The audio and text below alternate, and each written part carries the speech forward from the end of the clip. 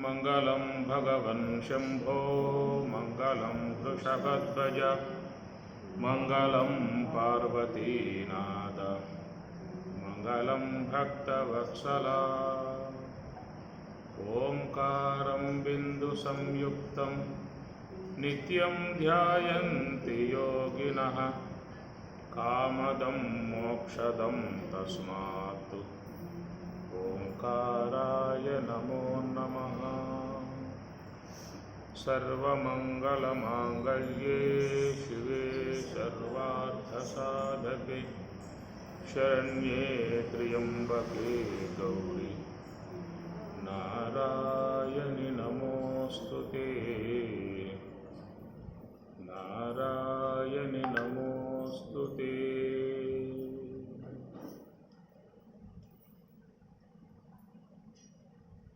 తానే చైతన్యమైన దైవానకు శరణు నానా బ్రహ్మాండాల నాదునికి శరణు.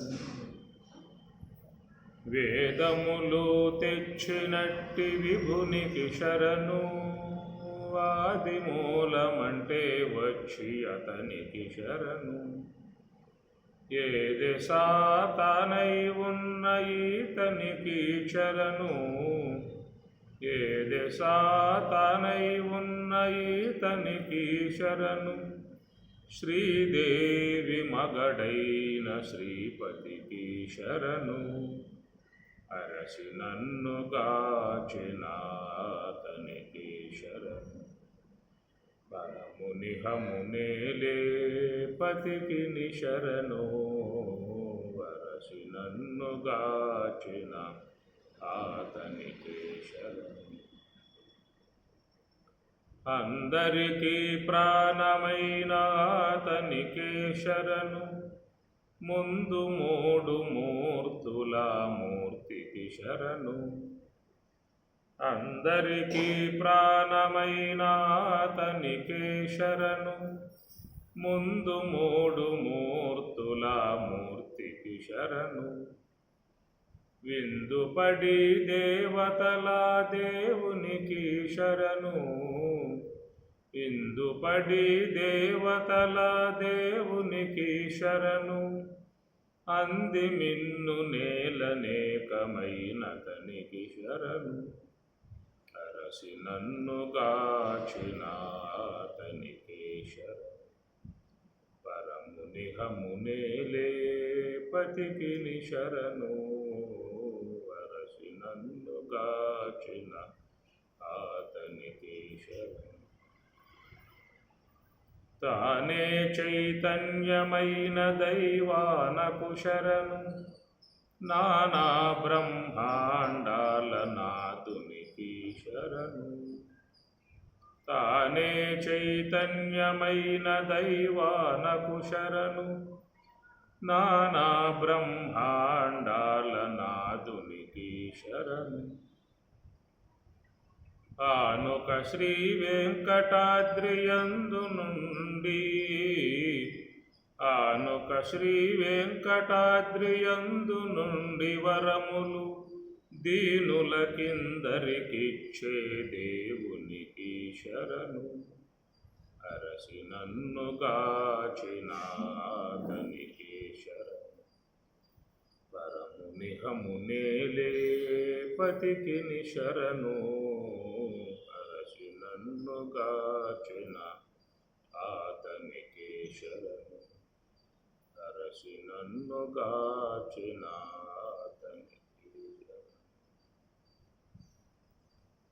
సయేవాయం మయా ధేర్యా యోగః ప్రోక్తః పురాతనః భక్తోసి మే సఖా చేతి రహస్యం హేతత్ ఉత్తమం రహస్యం హేతత్ ఉత్తమం.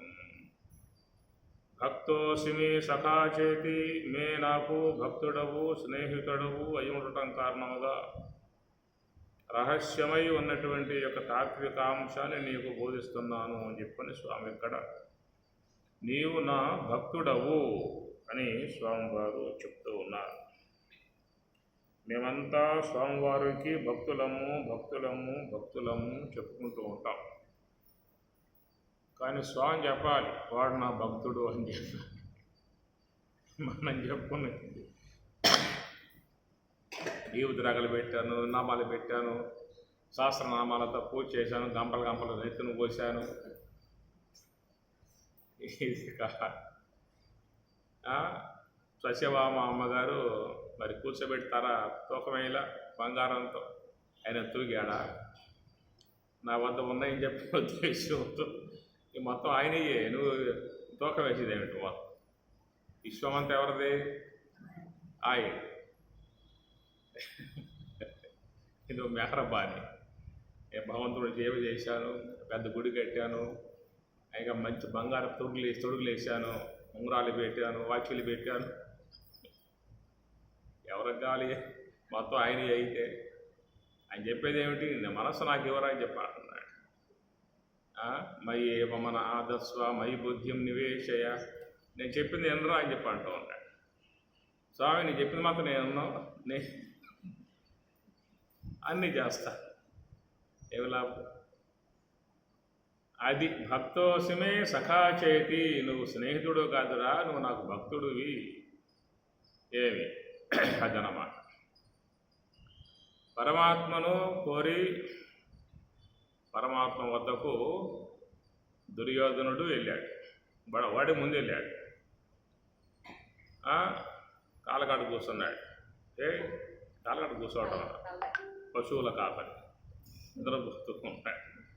మనదేమి మన టీవీ ఏంటి, మన రాజరికం ఏంటి, రారాజునయ్యి ఉండి ఎడు కూర్చోవటం ఏంటి అని తలకాడ పోయి కూర్చున్నాడు. అర్జునుడు వచ్చాడు, పరమ భక్తుడు, కాలకాడ కూర్చున్నాడు. ఇది భక్తులుగా చేసే పని అక్కడ అన్నమాట. ఆడ కూర్చోవాలి, కాలకాడే కూర్చోవాలి, శరణ వేడాలి, భగవంతునికి శరణ వేడాలి. కాబట్టి ఆ ప్రకారంగా కూర్చోవడంతో పరమాత్మ నిద్రపోయేవాడా? మాయ నాటకం. అట్లా లేకోగానే ఎదురుగా అర్జునుడు, అర్జున ఎప్పుడు వచ్చావా పరమ భక్తుడా? స్వామి నేనే ముందొచ్చి అంటాడు. దుర్యోధనుడేమో నేనే ముందొచ్చా అని చెప్పాను.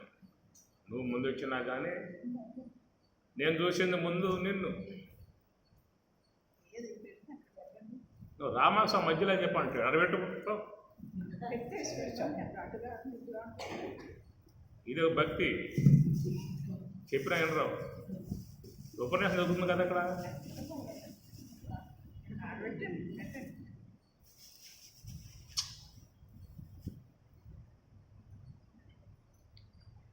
కాబట్టి ఆ ప్రకారంగా నేను ముందు వచ్చా అన్నాడు. నువ్వు ముందు వచ్చావాయా? నేను ముందు చూసావా? కాబట్టి మీ రాక కారణం ఏమిటి అని చెప్పి అడిగాడు. ఏముంది వస్తాం, యుద్ధం ఆరంభం కాపోతా ఉన్నది, మీ సహాయార్థమై వచ్చాము. మరి సహాయం కోసం వచ్చినప్పుడు సహాయం చేయటం ధర్మం. నువ్వు దుర్మార్గుడురా, నువ్వు దుర్మార్గాలు చేశావు, ఎంతో నీచంగా ప్రవర్తించావు, అహంకారం కలిగి ఉన్నావు అని అనవచ్చు. కానీ పరమాత్మ దాని విషయాలకు పోలా. వచ్చాడు, నా వద్దకు వచ్చాడు కాబట్టి అవన్నీ పక్కన పెట్టేయాలని చెప్పి ఉద్దేశంతో అవేవి కూడా పట్టించుకోకుండా నువ్వు సహాయం కొరకు వచ్చాయని చెప్పి అన్నావు కాబట్టి సహాయం చేస్తాను. అందువల్ల మరి యుద్ధంలో సహాయంగా ఉండాల్సినట్టు విధానంగా నా యొక్క సైన్యం, కాలుబలం, గజబలం, అశ్వబలం, పదాతి బలం మొత్తం ఎన్నైతే ఉన్నాయో మొత్తం కూడా ఒకవైపు పెడుతూ ఉన్నాను. నేను మాత్రమే ఒక పక్షాన ఉంటూ ఉన్నాను. నా సైన్యం అంతా మొత్తం పక్క పెట్టేశాను, నేను మాత్రం ఒక పక్షంలో ఉన్నాను అని చెప్పను అన్నాడు. మరి కోరుకునే అవకాశం నాకు ముందు ఇవ్వమన్నాడు దుర్యోధనుడు. నీకు ముందు ఇవ్వకూడదు, నేను ముందు చూసింది ఈయన కాబట్టి ఈయనకి ముందు ఇస్తాను అని చెప్పేసి అని ముందుగా కోరుకునేటువంటి విధానం అర్జునునికి ప్రసాదించాడు. ఆయన బాగా విచారించుకో, పక్కన దుర్యోధనుడు ఉన్నాడు, ఏదైతే కోరుకుంటావో మిగతా భాగం ఆయనకు పోతుంది. సైన్యం అంతా పక్క పెట్టేశా, కాలు బలము, గజ బలము, అశ్వ బలము, పదాది బలం అంతా కూడా ఒక ప్రక్క పెట్టేశా. నేను మాత్రం ఒక ప్రక్క ఉన్నా, యుద్ధం చేయను, సలహాలు మాత్రమే ఇస్తా అది అని ప్రకారంగా స్వామి నియమం పెట్టిన గ్రహించుకోవాలిగా. ముందే చెప్పాడు విషయం అంతా కూడా. కాబట్టి మరి దుర్యోధనుడు వాడి పెద్ద దిగులైపోయింది. ఉన్న సైన్యం అంతా వీడి పట్టుకుపోతే ఇక కంచిగరుడు శివ, పొట్టు పీతాంబరాలు, లేపనాలు, గంధపోతలు, సేవకులు, పరివారాలు, పైగా యుద్ధం చేయడు, సలహాలు ఇస్తాడంట, కూర్చోబెట్టి మళ్ళా భోజనపెట్టిన మేపాలి. ఈ నాకెంత ఇట్లాగా వాడిపోయి వాడి లోపల చాలా మోసం జరిగిపోతూ ఉంది. కృష్ణుడు మాయ చేశాడు. ఏదో ఆపేక్షతో వస్తే సైన్యం అంతా 2 భాగాలు చేస్తే బాగుండేది. ఉన్న సైన్యం 2 భాగాలు చేస్తే వాడికి సగం నాకు సగం వస్తుంది. ఎవరు ముందు కోరుకున్నా ఇబ్బంది లేదు. 2 భాగాలు కాబట్టి సైన్యం ఎవరికి ముందు అవకాశం ఇచ్చినా ఇబ్బంది లేదు. ఇదేమో పెద్ద మాయ అయిపోయింది. సైన్యం అంతా ఆ పక్క పెట్టాడు, ఈయన ఈ పక్క కూర్చున్నాడు. కోరుకునే అవకాశం వాడికి ముందు వెళ్తా అన్నాడు. సైన్యం మొత్తం తీసుకుపోతే ఇప్పుడు నా పరిస్థితి ఏమిటి? ఈయన నా ఎమ్మటే వస్తాడేట, నాకు సేవలు చేయవయ్యా, నీ బడిది ఏర్పాటు చేయి అనే విధాయకాలు. కాబట్టి ఆ ప్రకారంగా దుర్యోధనుడి యొక్క మనస్సు లోపల ఉన్నటువంటి మనోవేదన అర్జునుడికి అవకాశం ఇచ్చాడు. నాయనా కోరుకో, నీకే అవకాశం ఇస్తున్నా ముందని చెప్పిన అన్నాడు. నేను ఇప్పుడు అర్జునుడు ఏం కోరుకోవాలి చెప్పండి లెక్క ప్రకారం?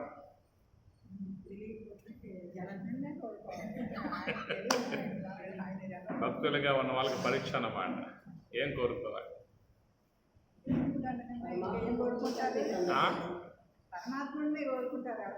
అంతేనా?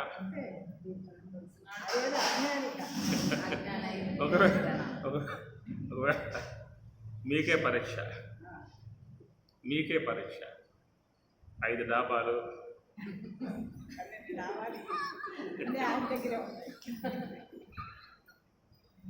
బ్యాంకులో 10 కోట్లు బ్యాలెన్సు, మంచి సెంట్రల్లో 5 డాబాలు, 10 ఫ్లాట్లు, 50 ఎకరాల మంచి గీడు తోట మొత్తం పక్కన పెట్టి స్వామి పక్కనుండి ఏం కావాలని చెప్పి అడిగితే ఏం కోరుకుంటారు? ఏం కోరుకుంటారు?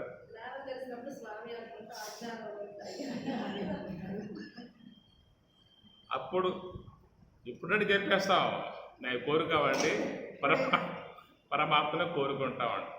ఎదురు పడ్డప్పుడు సన్నివేశం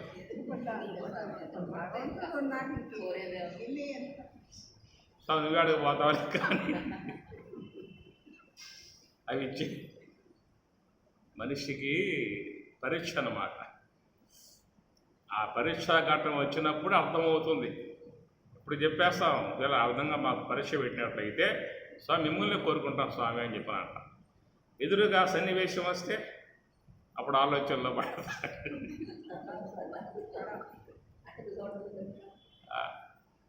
గుళ్ళోకి పోతేనే టెంకాయ ఇస్తేనే ఏం ఆచార్య పూజారి సంకల్పం చెప్పలేదు నువ్వు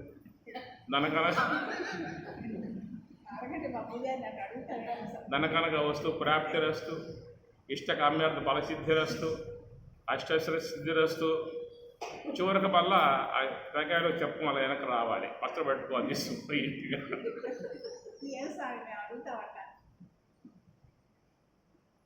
స్వామి ప్రసాదం అని అడగట్లా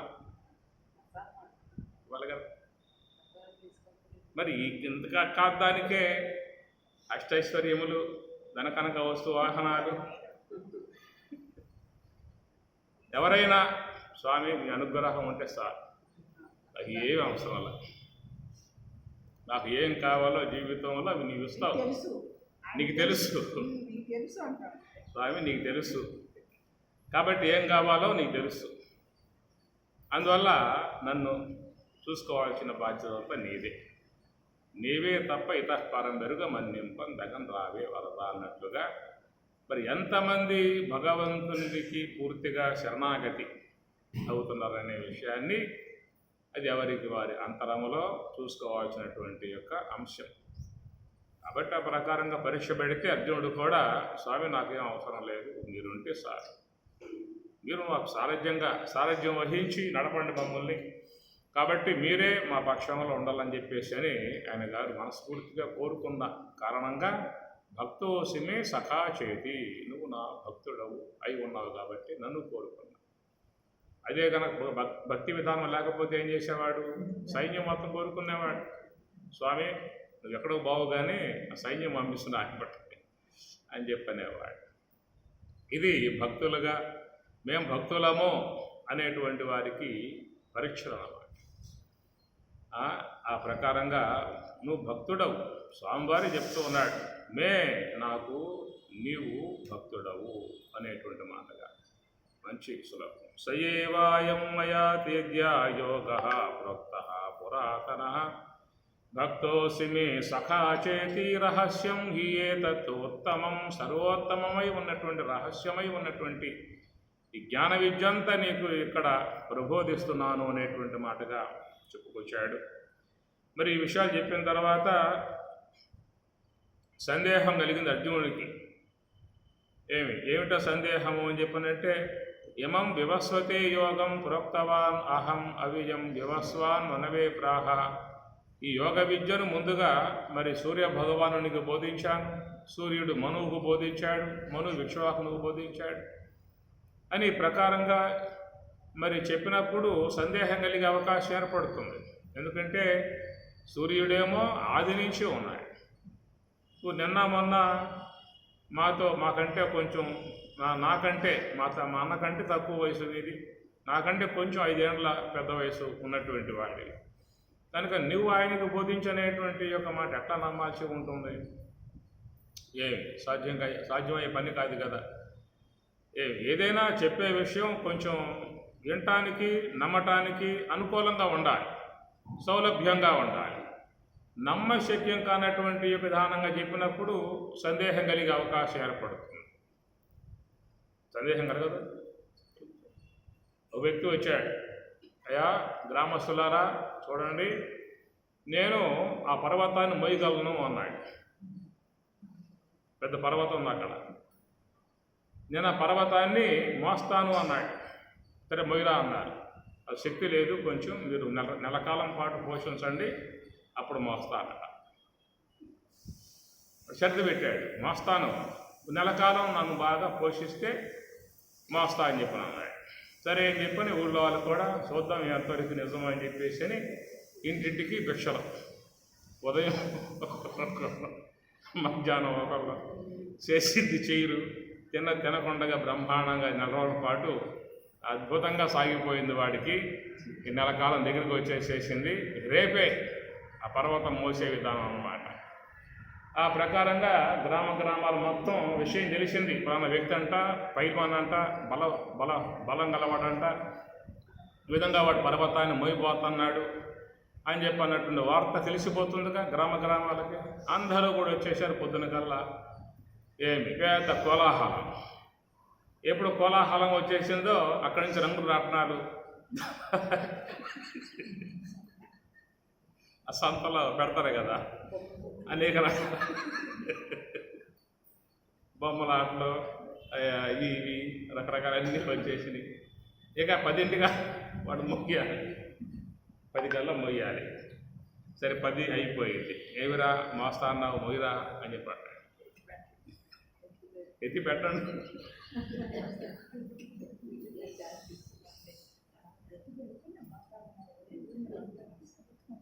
మోస్తా అన్నాను, ఎత్తి పెట్టండి.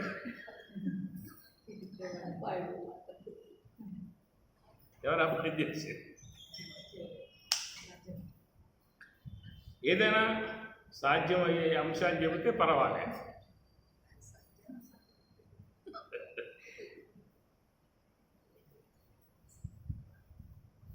మోస్తా అని చెప్పి అన్నప్పుడు ఇలా ఆలోచించుకోవద్దు.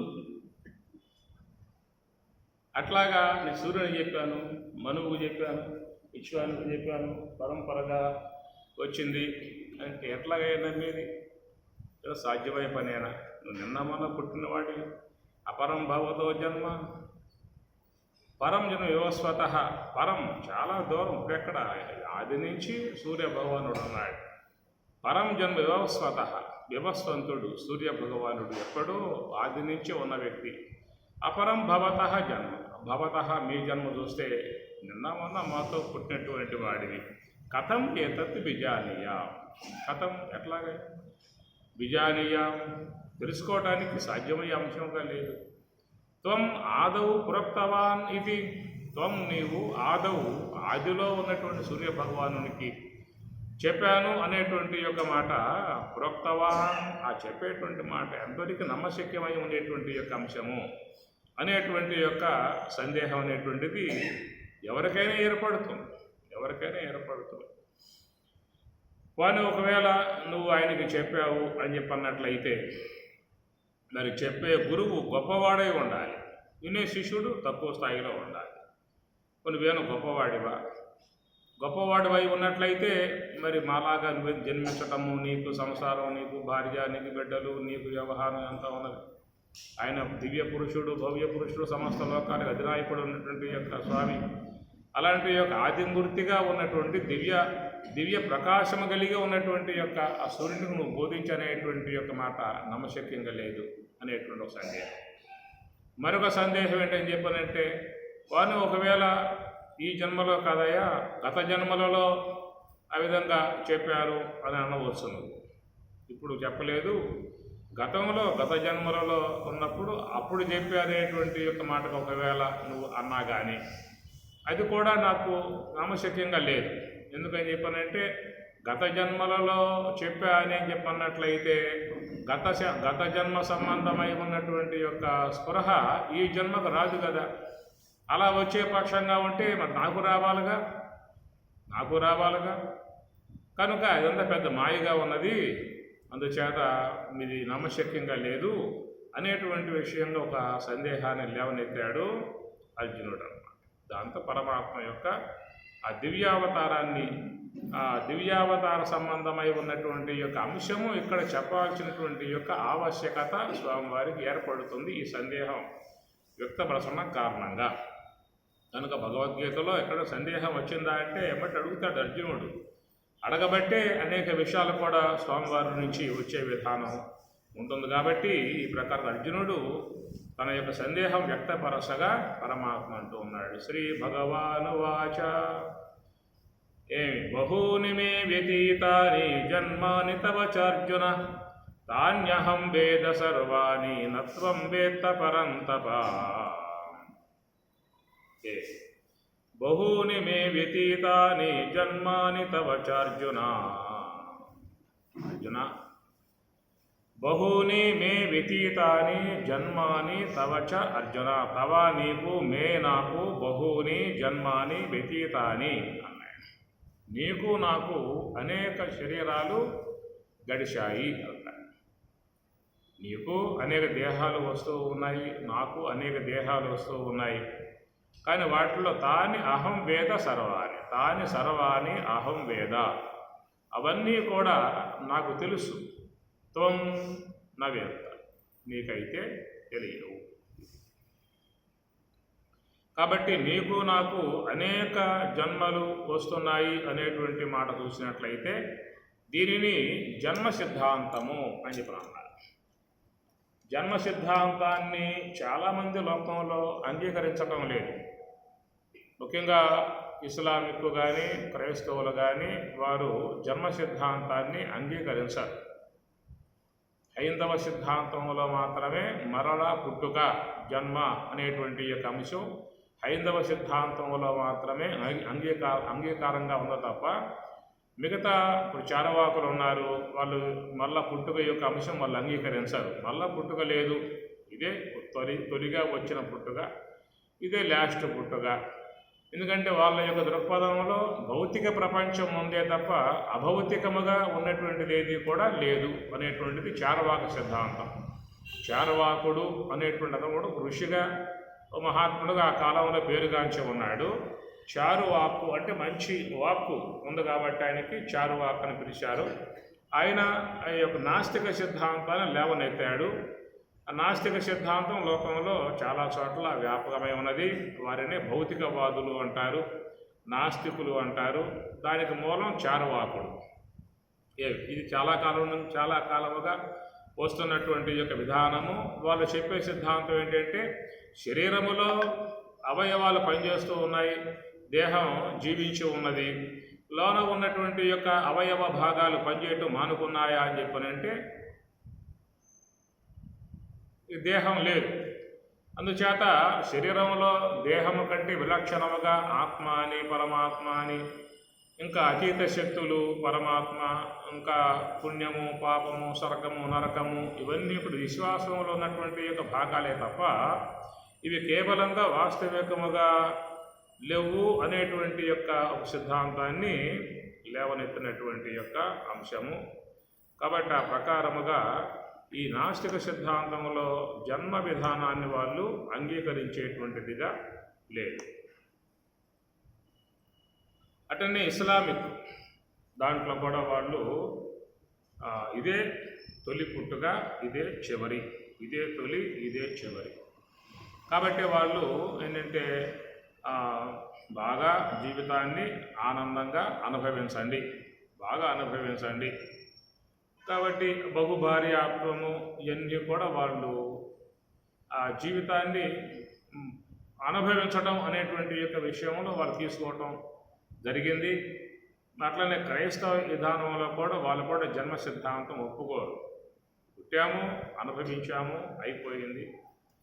దానికి ఏమంటారంటే వాళ్ళు ఆ లోన ఉన్నటువంటి యొక్క ఆ జీవుడు ఆ శరీరాన్ని పెట్టెలో పెడతారు కదా, ఆ పెట్టెలోనే ఆ జీవుడు కూడా ఉంటాడు. ఎప్పుడు దాకా ఉంటాడంటే ఈ సృష్టి లైవ్ అయిపోయేదాకా ఉంటాడు. లైవ్ అయిపోయిన తర్వాత ప్రభువు యొక్క ఆజ్ఞ మేరకు ఆ జీవులన్నీ కూడా పైకి లెగుస్తాయి అని, అప్పుడు ప్రభువు యొక్క అంతిమ తీర్పు అనేటువంటిదిగా అంతిమ తీర్పు ఇస్తాడు అని చెప్పని, ఎవరైతే పుణ్యం చేసి ఉన్న జీవులు ఉన్నారో వాళ్ళకి శాశ్వత స్వర్గము, ఎవరు పాపం చేసి ఉన్నటువంటి జీవులుగా ఉన్నారో వాళ్ళకి శాశ్వత నరకము. ఇది వాళ్ళకు ఉన్నటువంటి సిద్ధాంత విధానాలు. కనుక జన్మ మరలా జన్మ అనేటువంటి యొక్క సిద్ధాంత విధానం ఒక హైందవ వేద సంస్కృతి ఉపనిషత్తులలో భగవద్గీతలో వస్తున్నటువంటి యొక్క అంశం అన్నమాట. దానిని పురస్కరించుకుని పరమాత్మ అక్కడ బహూనిమే వ్యతీతాని జన్మాని తవచార్జున తాని అహం వేద సర్వాణి నత్వం వేత్త పరంతప. జన్మ సిద్ధాంతాన్ని అంగీకరించకపోవటం కారణముగా దానివల్ల రెండు దోషాలు వస్తాయి. ఏమిటా దోషాలు అంటే అకృతాభ్యాగమ దోషము, కృత ప్రణాశ దోషము అని రెండు ఉంటాయన్నమాట. కృత ప్రణాశ దోషము అని చెప్పనంటే లోకంలో జీవులు మరలా జన్మిస్తే ఉత్తమ దేహాలు పొందాలి, ఉత్తమ భోగాలు పొందాలి, దివ్య లోకాలు చేరుకోవాలి అన్నటువంటి యొక్క అపేక్షతో అనేక కార్యాలు చేస్తూ ఉన్నారు. అట్లనే ఎంతోమంది ఇతరులను బాధించటము, హింసించటము, ఇతరులను మోసం చేయటము, ఎన్నో చేసే దుష్ట కార్యాల కారణంగా వచ్చేటువంటి ఆ పాపం వాళ్ళకే ఉన్నది. ఈ మంచి కార్యములు, పుణ్యకార్యములు, యజ్ఞ కార్యక్రమాలు, జపధ్యానాదులు ఇవన్నీ ఆచరించి పుణ్యం సంపాదించుకునేటువంటి యొక్క వీళ్ళు ఇరువురికి కూడా మళ్ళా జన్మ లేకపోవటం వల్ల కృత ప్రణాశ దోషం, అంటే చేసిన కర్మ ప్రయోజనాత్మకముగా రాకుండా పోవటం అవుతుంది. కాబట్టి కృత ప్రణాశ దోషము. అటు పుణ్యకార్యాలు చేసిన వాడికి ఎలాంటి విధానమో ఈ పాపములు చేసేవాడికి కూడా అదే విధానం అవుతుంది. మరలా తిరిగి ఆ జీవులు అనుభవించే విధానం లేదు. కాబట్టి మన పుడితే కదా అనుభవించేది, ఆ పుట్టుకే లేని విధానం ఉండటం కారణముగా మరి పుణ్యములు చేసినటువంటి వాళ్ళ పుణ్యం అంతా అది వ్యర్థమైపోతుంది. పాపకార్యములు చేసేటువంటి వాళ్ళ పాపం అంతా కూడా అనుభవం రాకుండా వాళ్ళకి పోతుంది. ఆ లెక్కన ఈ వీళ్ళకంటే వాళ్ళు ఉత్తములుగా భావించుకోవచ్చు. అప్పుడే వీళ్ళు ఈ మనుషుల పాటించి అవి పాటించి ధర్మాలని చెప్పని ఎన్ని ఇబ్బందులు పడి సమస్యలు పడి పుణ్యముల కోసంగా తిప్పలు పడేటువంటి వారికి ఎలాంటి ప్రయోజనం లేకుండా పోయే విధానం అన్నప్పుడు అనేకమైనటువంటి యొక్క మరి భోగాల కోసంగా హీనముగా దుష్టత్వముగా ప్రవర్తించేటువంటి వాళ్ళ పాపాలు కూడా అనుభవం లేకుండా పోయే విధానం అవుతుంది కనుక దాన్ని ఏమన్నారని చెప్పానంటే కృత ప్రణాశ దోషము అని మాట చెప్పుకొచ్చారు. తర్వాత ఏమిటంటే అకృతాభ్యాగమ దోషము అన్నారు. అకృతాభ్యాగమ దోషం అని చెప్పానంటే మరి ఈ యొక్క విశ్వం మళ్ళా ఆవిర్భావం కావాల్సిన విధానం వస్తుంది. అవ్యక్తాత్ వ్యక్తయ సర్వాః ప్రభవంతి అహాగమే రాత్రియాగమే ప్రళీయంతి తత్రైవ వ్యక్త సంజ్ఞకే. గీత 8వ అధ్యాయం. అవ్యక్తాత్ ప్రళయకాలంలో ఏమవుతుంది, జగత్తంతా కూడా అవ్యక్తంలోకి పోతుంది. భూమి జలములో, జలం అగ్నిలో, అగ్ని వాయువులో, వాయువు ఆకాశంలో, ఇట్లా మొత్తం కూడా వెళ్ళిపోతుంది అన్నమాట. రాత్రి సమయంలో వెళ్ళిపోతుంది. అహహ ఆగమే, అహహ బ్రహ్మకు పగలు వస్తే మళ్ళా అవ్యక్తాత్ వ్యక్తయ, మళ్ళీ అవ్యక్త తత్వము నుంచి జగత్తంతా మళ్ళా ఆవిర్భావం వస్తుంది. ఏ తస్మాదాత్మన ఆకాశ సంభూత ఆకాశాద్వాయు వాయో అగ్ని అగ్నే ఆప అభ్య పృథివీ పృథివ్యామోషధయ ఓషధివ్యో అన్నం అన్నాత్ శుక్లాత్ పురుష. మన సృష్టి క్రమం సాగుతుందన్నమాట. కాబట్టి సృష్టి అనేది ఇట్లాగా వచ్చినప్పుడు మరి జీవులు ఎవరు? వాళ్ళు వెళ్ళిపోయారు. ఇంతకుముందు ఉన్న జీవులంతా కూడా వెళ్ళిపోయారు. వాళ్ళకి పుణ్యపాపాలు అనేది పోయినాయి కదా, కృత ప్రణాశ దోషం అయిపోయింది, ఆ జీవులు వెళ్ళిపోయారు. మళ్ళీ కొత్తగా ఈ విషయంలో జీవులు రావాల్సి ఉంటుంది. మరి కొత్తగా విషయంలో జీవులు రావాలని చెప్పినంటే మళ్ళీ ఆ జీవుల్ని ఆ యొక్క ఎవరైతే సృష్టికర్తగా ఉన్నాడో ఆయన నిర్మాణం చేయాల్సి వస్తుంది. మళ్ళీ జీవ సముదాయాన్ని నిర్మాణం చేసినప్పుడు వాళ్ళకు జీవితంలో అనుభవించడానికి యోగ్యముగా ఉన్న సుఖదుఖాలకి హేతువుగా ఉన్నటువంటి యొక్క పుణ్యపాపాలను మళ్ళీ వాళ్ళకి కొంత భాగాన్ని అంటకట్టాల్సి ఉంటుంది. ఏడాదేస్తాడు అక్కడ అంటకడతాడు. కాబట్టి జన్మ రావటానికి, ఆ జన్మలో సుఖదుఖాలు అనుభవించడానికి పుణ్యపాపాలను మళ్ళీ వాళ్ళకి కలిగించాల్సి ఉంటుంది. ఈ ప్రకారంగా ఆ జీవులు విశ్వంలోకి వచ్చి మళ్ళీ దేహంలో ధరించి సుఖదుఖాలకు అనుభవించే విధానంగా రావటం అనే విషయంలో అకృతాభ్యాగమ దోషం. అకృత అంటే వాళ్ళని చేసుకోవాలి, కొత్తగా వచ్చారు కదా, ఆ కొత్తగా వచ్చినటువంటి వారికి ఆ కర్మ అనేదాన్ని భగవంతుడు వాళ్ళకి కొంత అంటకట్టాల్సి వస్తుందన్నమాట. ఆ విధంగా రావటాన్ని కృత ప్రణాశ దోషము అనేటువంటిది రెండవది అన్నమాట. అందుచేత ఈ జీవులు అనబడేటువంటివన్నీ కూడా అనాది అన్నారు కనుక జీవునికి నాశనం లేదు.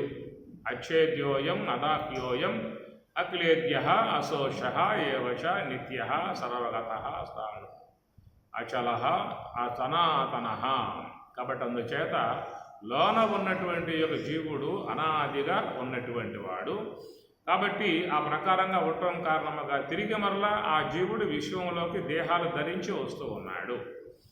అందుచేత ఆ వచ్చినటువంటి యొక్క జీవులు కొన్ని జీవులు సుఖముగా ఉన్నాయి, కొన్ని జీవులు దుఃఖపడుతూ ఉన్నాయి, కొన్ని జీవులు హీన జన్మలు, ఉన్నత జన్మలు, ఇలాగా రకరకాలుగా ఉన్నటువంటి యొక్క ఇవన్నీ రావటం కారణం ఏంటంటే అవి ఆయా జీవులు చేసుకున్నటువంటి పుణ్యపాప సముదాయం అనుసరించి అలాంటి హీనత్వము ఉన్నతత్వం అనేటువంటి విధాలుగా వాళ్ళు చేసుకున్నటువంటి యొక్క పుణ్యపాపాలను బట్టి వాళ్ళకి అట్లాగా వస్తున్నాయి అనేటువంటి మాట.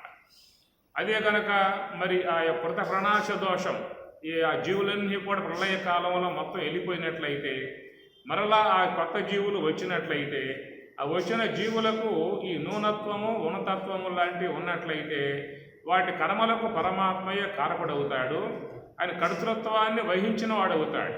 ఎందుకంటే హీన జన్మల గల జీవులకేమో తక్కువ వాటి మీద తక్కువ భావన కలిగి ఆ సమస్త భోగములలో ఉండే జీవుల పట్లేమో మంచి భావన కలిగినటువంటి విధానముగా పరమాత్మ యందు కర్తృత్వ భావన ఆరోపింపబడే అవకాశము ఉంటుందన్నమాట. కాబట్టి అందుచేత జన్మలు అనేటువంటివన్నీ కూడా ఆయా జీవులు చేసుకునేటువంటి కర్మాలు పుణ్యముగా జీవులు ఆ యొక్క జన్మలకు వస్తూ ఉన్నాయి కనుక వారి యొక్క పుట్టుకలకు వారే కారణం తప్ప భగవంతుడు కారణం కాదు. ఏ జీవులు ఏ ప్రకారంగా కర్మలు అనేటువంటివి చేసి పుణ్యపాపాలు సంపాదించుకుంటూ ఉంటాయో దాన్ని బట్టే ఈ లోకంలోకి జీవులు రావటం జరుగుతూ ఉన్నది. కాబట్టి ఈ ప్రకారముగా ఈ జన్మ సిద్ధాంతము అనేటువంటి విధానం హైందవ సిద్ధాంతంలో ముఖ్యంగా ప్రగాఢంగా ఉన్నది. ఈ సిద్ధాంతాన్ని కొన్ని సిద్ధాంతకారులు అంగీకరించే విధానంగా లేదు. కానీ ఉపనిషత్తులు, భగవద్గీత అన్నీ కూడా ఆ విషయాన్ని మాత్రం ప్రస్తావించడంలో పూర్ణముగా చెబుతూ ఉన్నాయి. మరలా పుట్టడం ఖాయం, అదే కదా.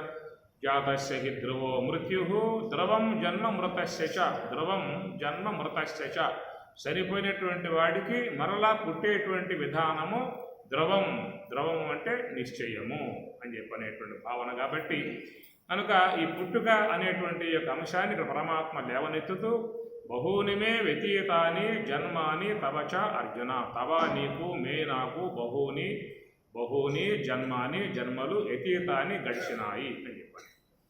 సరే స్వామి, ఇప్పుడు అనేక జన్మలు మాకొచ్చాయి అని చెప్పనంటే అది మేము అంగీకరించాల్సిన అంశముగా ఉంటుంది. మరి నీకెందుకు రావాలి జన్మలు?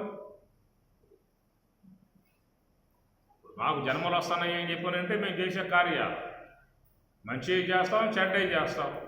ఈ చేసిన విధానాన్ని బట్టి అజ్ఞాన కారణంగా, లోన ఉన్న మూల విద్య అజ్ఞాన కారణంగా, ఆయా జన్మలలో చేసినటువంటి పుణ్యపాప సంబంధమైన క్రతువుల కారణంగా ఆ కర్మ అనుభవించడానికి మేము లోకంలోకి వస్తున్నాం అనేటువంటి మాట అంగీకరించేటువంటి యొక్క అంశం.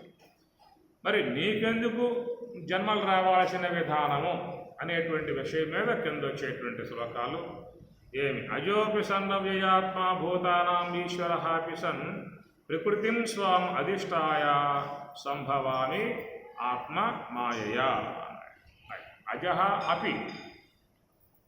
అజహ అపిసన్ అవ్యయాత్మ భూతానాం ఈశ్వర అపిసన్, నేను అజహ పుట్టుకలేని వాడను, నాకు పుట్టుకనేటువంటిది నాకు లేదు. సన్ అవ్యయాత్మ భూతానాం ఈశ్వర అపిసన్, సమస్త భూతములకు నేను అధినాయకుణ్ణి, సమస్త విశ్వాన్ని శాసించేవాడిని, విశ్వమంతా నా ఆజ్ఞతో నడిచేటువంటి విధానం కనుక నేను భూతానాం ఈశ్వర, నేను ఈశ్వరుణ్ణి, శాసకుణ్ణి, సమస్తాన్ని శాసించేవాడిని. కాబట్టి ఈ ప్రకారముగా ఈశ్వరుడు అని చెప్పినప్పుడు మాయ ఉపాధిగా కలిగి ఉన్నటువంటి యొక్క స్వరూపాన్ని ఈశ్వరుడు అన్నారు. అవిద్యోపాధికో జీవ, మాయోపాధిక ఈశ్వర. శంకరాచార్యుల వారు కూడా రెండు ఉపాధులు, అవిద్యా ఉపాధి, మాయా ఉపాధి. కనుక అవిద్య అనేది ఉపాధిగా కలిగి ఉన్నటువంటి ఒకటేమో జీవుడు, మాయ అనేది ఉపాధిగా కలిగి ఉన్నటువంటి వాడు ఈశ్వరుడు. అందుచేత కృష్ణ భగవానుడు ఆయన ఈశ్వరుడు, సమస్తాన్ని కూడా శాసించగలడు. ఆయన ఎవరికి కూడా వశపడేటువంటి వాడు కాదు. అందువల్లే ఆయన యొక్క విధానమంతా కూడా మహిమాన్వితముగా, విభూత్యాత్మకముగా ఉండే విధానము, స్వరూపం దర్శింపజేశాడు. మరి చిన్నతనం నుంచి అనేక దివ్యమైనటువంటి లీలలు చూపించాడు. అవన్నీ కూడా ఈశ్వర పరిధిలో జరిగేటువంటి యొక్క అంశములన్నీ కూడా. కాబట్టి ఆయన ఈశ్వరుడినై ఉన్నటువంటి వాడిని లోకంలోకి ఈ ప్రకారంగా వచ్చానన్నమాట ఆయన చెబుతూ ఉన్నాడు.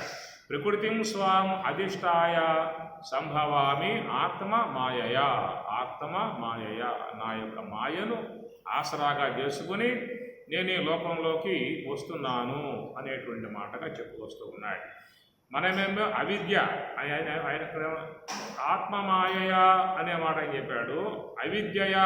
అవిద్య చేత మనం వస్తూ ఉన్నాం.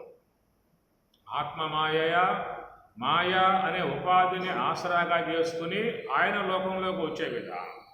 మరి మన విషయం చెప్పినట్లయితే అవిద్యను ఆసరాగా చేసుకుని లోకంలోకి మనము వస్తూ ఉన్నాం. కాబట్టి రావటం అనేటువంటి విషయంలో కూడా ఏం చెప్పారు అంటే, ఒకటేమో జన్మ అన్నారు, మరొకటేమో అవతారము అన్నారు. జన్మ సిద్ధాంతము, అవతార సిద్ధాంతం అన్నమాట. అందుచేత అవతారము అనేది భగవంతుని విషయంలో చెప్పాల్సి వస్తుంది. మన విషయంలో ఆ మాట వాడకూడదు. మా వారు ఇప్పుడు అవతరించిన రోజు అని చెప్పి అంటారా? మా అబ్బాయి అవతరించిన రోజు, మా అబ్బాయి పుట్టినరోజు, మా వారు జనించిన రోజు, మీకు అక్కడ వాల్పోస్టర్లో కూడా జన్మదిన శుభాకాంక్ష అని చెప్పి అంటూ ఉంటారు రాజకీయ నాయకులు. ముఖ్యంగా వాళ్ళకి ఇంకేం దొరకవేక చెప్పుకోవడానికి ఏమి లేవు. మనం చేసేదేముంది, దుండగ వ్యవహారం అయితే, దోసుకునే వ్యవహారం అయితే అయింది లేదు. కాబట్టి ఒకటి మాత్రం దొరికింది వాళ్ళకి. ప్రతి సంవత్సరం వాళ్ళు జన్మ దిన శుభాకాంక్షలు కొంచెం ఎడం చేస్తే బాగుంటుంది. జన్మ అండ్ దిన శుభాకాంక్షలు పీడబోతుంది. అదొక్కటే, ఇంకేం లేదు ఇక్కడ చెప్పుకోవడానికి. అందుచేత లోకంలో మానవులు జనించినట్లయితే జన్మ అని చెప్పి అన్నారు. భగవంతుడు లోకంలోకి వస్తే అది అవతారము. అవతరితీతి అవతారం త్రూతరణ ప్లవనయోహో అంటారు. అవతరితీతి అవతారం త్రూతరణ ప్లవనయోహో. తాను కట్టుబడాడు, తాను మోక్ష విధానములో ఉన్నటువంటి వాడై సమస్త మానవాళికి మంచిని ప్రబోధింపజేసి, మంచిని చూపించి, మంచి మార్గాన్ని బోధించి, మంచిగా అందరినీ కూడా మరి మోక్షము నడిపేటువంటి విధానముగా ఉన్నటువంటి దానిని అవతారము అని చెప్పేసి అని ఆ ప్రకారముగా ఇప్పుడు మహాత్ములు కూడా వారు కూడా మరి లోకంలో ఎంతో జ్ఞాన ప్రబోధాలు చేసి, ఎంతోమంది ఉపదేశాలు చేసి, తత్వ ప్రబోధాలు చేసి తృప్తి సాలక వాళ్ళకు కూడా వచ్చే ఉద్దేశం కనబడుతుంది. మలయాళ స్వాములు లాంటి కొంతమంది మహాత్ములు కూడా మరలా ఈ లోకంలోకి సాయిబాబా నా పోయిన జన్మ షిరిడి సాయి, ఈ జన్మ పుడపటి సాయిగా ఉన్న, రాబోయే అవతారం నాకు ప్రేమ సాయిగా రాబోతున్నా అనేటువంటి మాటలు వినపడతా ఉన్నాయి వాళ్ళ దగ్గర. కాబట్టి ఆ ప్రకారంగా వాళ్ళకు కూడా వచ్చే ఉద్దేశం ఉన్నది. ఎందుకంటే వీళ్ళు ఎందుకు వచ్చే ఉద్దేశం, వాళ్ళ లోకానికి ఎంతో మేలు చేశారు, ఉపదేశాలు చేశారు, జ్ఞానబోధ చేశారు. ఇంకా ఈ జీవుల మీద కనికరం ఉంది వాళ్ళకి, ఇంకా తరించాల్సినటువంటి వాళ్ళు ఉన్నారు. వాళ్ళకు కూడా ఈ మార్గం బోధిస్తే వాళ్ళు తరించే అవకాశం ఏర్పడుతుంది అన్న అపేక్ష వాళ్ళలో ఉండటం కారణంగా నేను మళ్ళీ లోకంలోకి వస్తాను, లోకానికి ఇంకా మంచి చెయ్యాలి అనేటువంటి భావనలు ఉన్నటువంటి వారు చెప్పే మాట అన్నమాట. అట్లాగా రావటం అనేది కూడా ఒకవేళ వాళ్ళు వస్తే దాని జన్మ అంటారా, అవతారం అంటారా? ఆ ప్రకారంగా మహాత్ములుగా, తత్వవేత్తలుగా, బ్రహ్మవేత్తలుగా ఉన్నటువంటి వారు వాళ్ళు మాయను ఉపకరణంగా చేసుకుని ఈ లోకంలోకి వచ్చే విధానం అనేటువంటిది మనం ఎట్లయితే అవిద్య ఉపకరణంగా చేసుకొని మనం వస్తున్నాంగా, అవిద్య ఉపకరణంగా చేసుకొని మనం వస్తున్నాంగా. కాబట్టి వచ్చే విధానము అనేది జీవుని యొక్క పరిధిలోనూ ఉన్నది, ఈశ్వర పరిధిలోనూ ఉన్నది. బ్రహ్మము యొక్క పరిధిలో అక్కడ లేదు. ఉపాధి కావాలి కదా, రావాలంటే ఉపాధి కావాలి.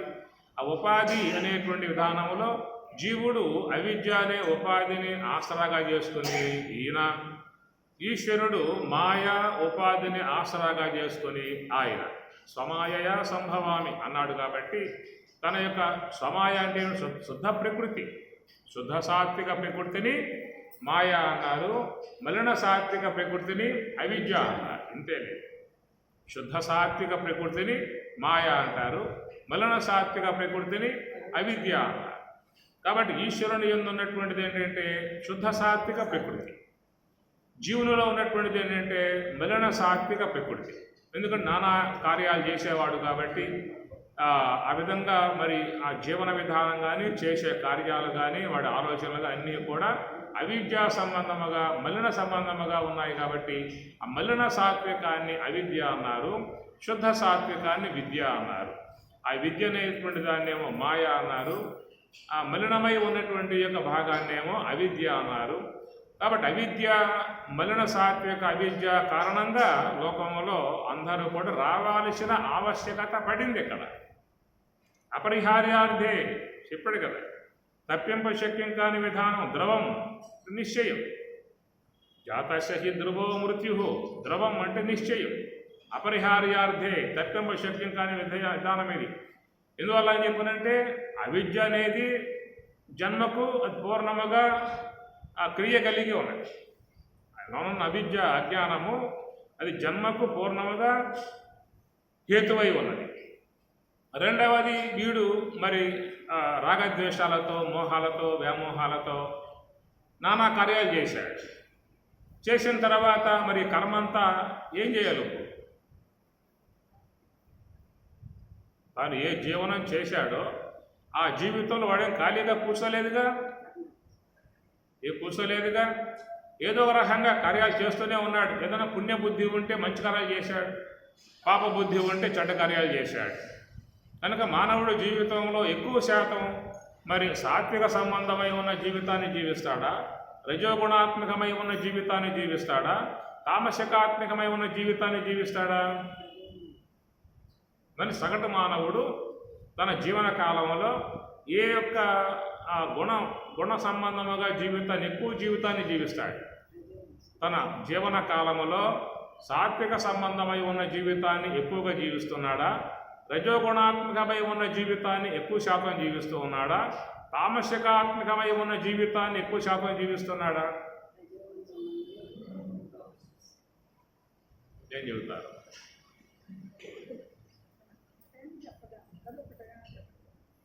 కనుక సాత్వికం అనేది బలహీనం, దాన్ని ఎక్కువగా ఇవి ఒప్పుకో. బలం గలవి రజస్సు తమస్సు, బలహీనుడు సాత్వికుడు. కారణం ఏంటంటే లోన సూక్ష్మ దేహములో చేరి ఉన్న కర్మలు అన్నీ కూడా చాలా వరకు రాజసిక తామసిక సంబంధ కర్మలే ఎక్కువ శాతం లోపల చేరాయి. కాబట్టి ఆ ప్రకారంగా సాత్వికం అనేటువంటి దానికి బలహీనమై ఉంటుంది. ఈ రజస్సు తమస్సు గుణాలు ఎక్కువగా బలం కలిగి ఉండే విధానము. అందువల్లే మనం చూసినట్టు జీవన విధానం అంతా కూడా సమాజంలో ఎక్కడ పడ్డా మరి అరాచకములు, దుండగ వ్యవహారము, మరి సవ్యముగా ఆలోచించేటువంటి వాళ్ళు ఎవరమ్మా? నమ్మశక్యం కాని విధాయకాలలో వ్యక్తిత్వములు చేరిపోయాయి. ఎవరికైనా ఇల్లు అద్దెకిద్దామని చెప్పి ఇచ్చేపోవడం బాగానే ఉంటుంది. ఖాళీ చేయమన్న పూట నీ ఇల్లే అటు ఖాళీ చేయటం వల్ల తీసుకునే పూట మంచిగా పోతుంది. ఇచ్చే పూట ఎవడు అవసరం అన్నాడు, ₹1,00,000 అన్నాడు, పక్క వ్యక్తి పక్కింటి వాళ్ళే మొహమాటం కోసంగా రేపు ఇస్తా అని చెప్పి అంటున్నావు కాబట్టి, పువ్వులు పెట్టేస్తా అని చెప్పి అంటున్నావు కాబట్టి తీసుకుపోయి ఇంట్లో చెప్పకుండా ఇచ్చేసావు అమ్మగారికి. అక్కడ అది రావాలంటే అంటే మనిషిలో పనిచేస్తున్నటువంటి గుణాలు, ముందున్న గుణాలు ఏమిటి, తర్వాత ఉన్న గుణాలు ఏమిటి, ఈ ప్రకారంగా చూస్తే సమాజంలో చాలా వరకు మానవుని యొక్క ప్రవృత్తిలో రజో సంబంధ గుణాలే ఎక్కువ శాతం పనిచేస్తూ ఉన్నాయి. తమో గుణ సంబంధ గుణాలే ఎక్కువ శాతంగా పనిచేస్తూ ఉన్నాయి. ప్రతి ఒక్క శరీరములో దైవీ సంబంధ గుణాలు ఉన్నాయి, ఆసురి సంబంధ గుణాలు ఉన్నాయి, రెండు ఉన్నాయి. అయితే మరి ఏ గుణాలకు ఎక్కువగా ప్రాముఖ్యత కలిగి వ్యవహరిస్తూ ఉన్నాయి? దైవీ గుణాలు ఎక్కువగా ప్రాముఖ్యతతో అవి జీవితానికి అన్వయంగా వ్యవహరిస్తూ ఉన్నాయా, లేక తామసిక సంబంధ గుణాలు అనేటువంటి ప్రాముఖ్యతగా వ్యవహరిస్తూ ఉన్నాయా అనేటువంటిది. ఒకవేళ కనుక మానవ సముదాయానికి అయా ఈ పూట స్వాతంత్ర దినము, అందరికీ స్వాతంత్ర్యం అనేటువంటిది వచ్చింది, అందువల్ల అందరూ కూడా స్వేచ్ఛావాయువులు పీల్చుకోండి ఈ పూట, కనుక మీరు చేసే కార్యాలు ఏవి కూడా చట్టపరిధికి రావు, చట్ట దృష్టికి రావు, మీకు ఈ పూట స్వేచ్ఛ ఇస్తూ ఉన్నాము అని చెప్పిన కనుక స్వాతంత్ర్యం వచ్చిన రోజు సర్వమానవులకి కూడా సర్వస్వేచ్ఛ ఇచ్చినట్లయితే కోర్టులు కళ్ళు మూసుకుంటాయి, పోలీస్ స్టేషన్లు కూడా మూసేస్తాం, తాళాలు వేసేస్తాం, మీరు స్వేచ్ఛగా జీవించండి ఈ పూట అని కనుక అవకాశం ఇస్తే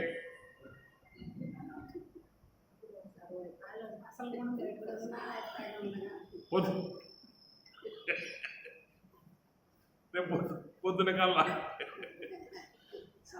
మొత్తం మారడం.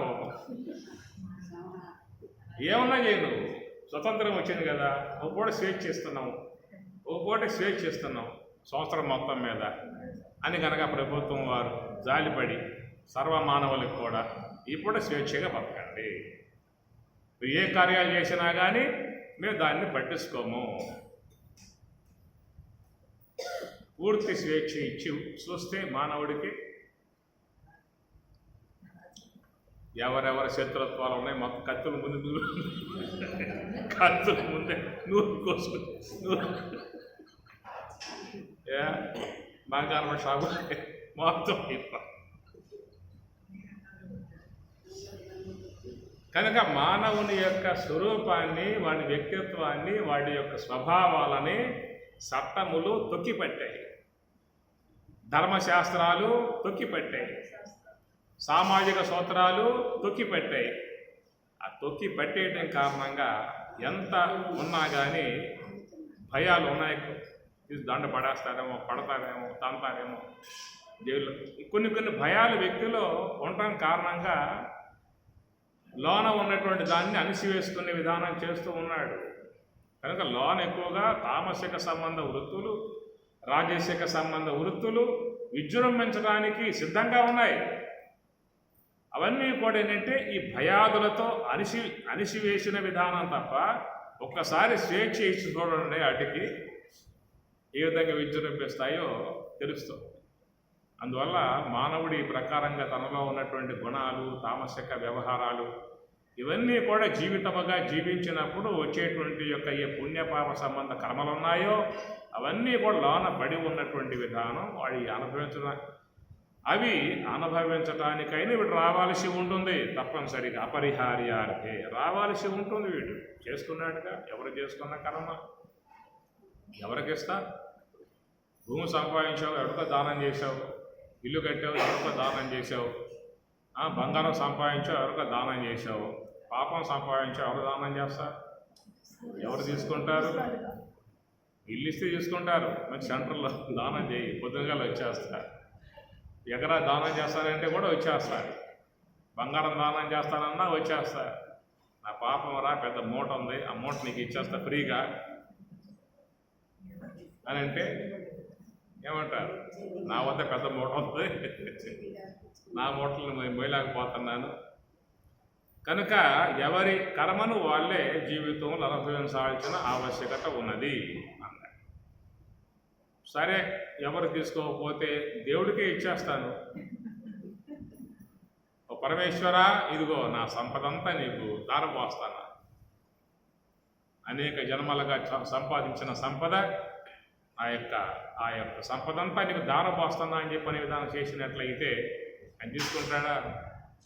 నా దత్తే కస్యచిత్ పాపం నచైవ సుకృతం విభు అజ్ఞానేన ఆవృతం జ్ఞానం తేన ముఖ్యంతి జంతవః. అజ్ఞానేన ఆవృతం జ్ఞానం, లోకంలో ఈ జీవులు అజ్ఞానము చేత ఆవహింపబడి కర్మలు ఆచరిస్తూ ఉన్నారు. ఆచరించేటువంటి ఏ కర్మలైతే ఉన్నాయో ఆ కర్మల సంబంధమై ఉన్నటువంటి ఆ పుణ్య పాపముల యొక్క సంబంధ విధానం అంతా కూడా అది నీదిరా, అది నీ సొత్తు, నీకు జన్మ పరంపరలకు ఉండేటువంటి సొత్తు, అది నేను తీసుకునే అవకాశాలు నాకు మాత్రం నా ఆదత్తే కస్యచిత్ పాపం, నా ఆదత్తే కస్యచిత్ పుణ్యం, కస్యచిత్ ఏ ఒకానొకని యొక్క పాపం నా ఆదత్తే నేను తీసుకో, ఏ ఒకానొకని యొక్క పుణ్యం నా ఆదత్తే. దీనికంటే అదే బాగుంది మాకు, మీ పాపాలు మేము బాగుపడతాం, మీరు ఎన్ని పాపాలు చేసినా కానీ సాయంత్రంకి వచ్చేయండి, ఆ ప్రభువుకు చెప్పేస్తాం, ఈ పాపాలు మొత్తం కాకపోతే మొత్తం పోతాయి అనే విధానం విన్నప్పుడు ఏమనిపిస్తుంది వీడికి? ఇక్కడ చెబితేనే వీళ్ళు పాపాలు అనుభవించాలని చెప్పి అంటూ ఉన్నారు, మరి అక్కడ పోతే వాళ్ళు బ్రహ్మాండంగా మొత్తం ఏ పూట కాబట్టి మొత్తం పాపాలు పోగొడతాయని చెప్పి అంటున్నారు. కనుక దీనికంటే అదే బాగా ఉందనే భావనతో చాలామంది ఇప్పుడు ఈనాడు అటు వెళ్ళిపోతున్నారు, అలా పోగొడుతున్నారుగా ఏ పూట.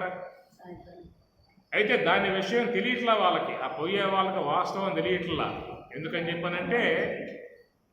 చెప్పనంటే ఇక్కడ ఈ హైందవ సిద్ధాంతంలో ఉన్నాడు అనుకో, మళ్ళా వాడు ఇంకో దేహం ధరించి ఆ దేహంలోనన్నా ఏదన్నా మహాత్ములను ఆశ్రయించి జ్ఞానం సంపాదించుకుని మోక్ష మార్గంలో పోయే అవకాశం లాంటి అవకాశం ఇక్కడ ఉన్నది. ఒకవేళ ఈ జన్మలో అజ్ఞానంతోనో, మూర్ఖత్వంతోనో, తెలియనితనంతోనో పాపకార్యాలు చేసి ఉన్నా కానీ మరలా వాడి ఛాయిస్ ఉన్నది. ఎగ్జామ్ రాశాడు, కొన్ని సబ్జెక్టులు పోయినాయి, ఫెయిల్ అయ్యాడు, మళ్ళా ఎగ్జామ్ రాయొచ్చుగా, మళ్ళీ పాస్ కావచ్చుగా. అలాంటి ఛాన్స్ ఇక్కడ ఉందన్నమాట. ఒకవేళ ఈ జన్మలో అలాంటి యొక్క వివేకం లేక, విజ్ఞానం లేక, అజ్ఞానం లేక, మహాత్ముల యొక్క ఆశ్రయం పొందక, బ్రహ్మ విద్యాధ్యయనం లేక ఒకవేళ ఆ దేహం పోయినా కానీ రాబోయే దేహంలోనన్నా ఏదో సుకృత కారణంగా మరలా మహాత్ముల ఆశ్రయం కలిగి పుణ్యకార్యాలు ఆచరించి జ్ఞాన మార్గంలో ప్రయాణం చేసే సదుపాయం ఉంది ఇక్కడ. ఆడ సదుపాయం లేదు. ఎప్పుడైతే మతం పుచ్చుకున్నావో అది పోయింది నీకంగా. ఏమవుతుంది పరిస్థితి అని చెప్పేసానంటే, చనిపోయిన తర్వాత ఇక వాడు జన్మకొచ్చే విధానం లేదు. ఇక వాడు ఏ యొక్క పెట్టెలో ఆ దేహాన్ని పెట్టారో దాంట్లో నాడు కూసోవాలి పోయి అక్కడే.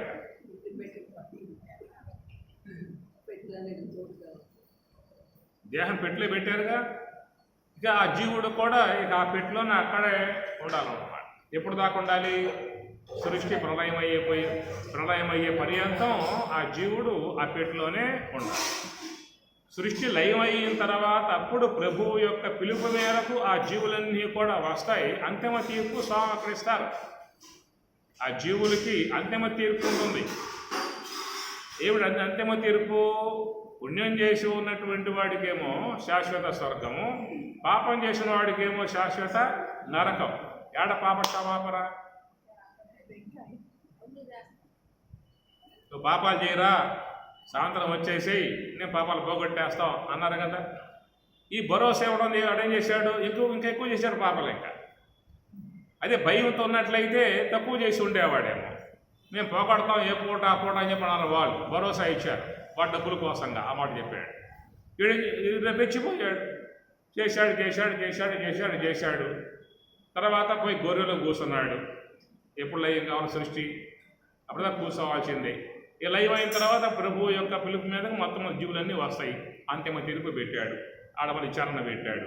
నువ్వు పాపాలు చేసావు కదరా, శాశ్వత నరకం. ఆడ పాప క్షమాపణ ఇది తెలిసాడు. దాంట్లో పాడు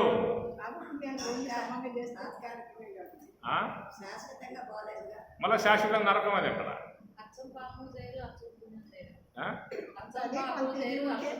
ఇప్పుడు పుణ్యం చేసిన వాళ్ళకి సరే స్వర్గం అన్నారు. ఎవరు పుణ్యం చేసింది? పాపాలు పోగొడతామని చెప్పినట్టు అందరూ పాపాలు చేశారు కదా తప్ప పుణ్యం చేసింది ఎవరు? ఇలాగా ఒకటి అదేంటంటే ఈ మధ్య కాలంలో వచ్చినటువంటి యొక్క చిన్న చిన్న బిడ్డలు. జీసస్ క్రీస్తు పుట్టక ముందు క్రైస్తవం లేదు. మహమ్మద్ పైగంబర పుట్టక ముందు పైగంబర మహమ్మదీ మతం లేదు. బుద్ధుడు పుట్టక ముందు బౌద్ధం లేదు. జనుడు పుట్టక ముందు జైనం లేదు. ఇవన్నీ ఆయా వ్యక్తులు పుట్టినప్పటి నుంచి ఏర్పడినటువంటి యొక్క సిద్ధాంతాలు. అనాదిగా ఉన్న సిద్ధాంతం ఆర్య సంస్కృతి, ఉపనిషత్తులు, వేదము. ఇది అనాదిగా ఉన్నటువంటి విధానంలో నీకు అన్ని విషయాలు దీంట్లో కూలంకషంగా ఉన్నాయి. అన్ని విషయాల మీద నీకు చక్కటి వివరణ ఇచ్చినటువంటి విధానం మన సంస్కృతి.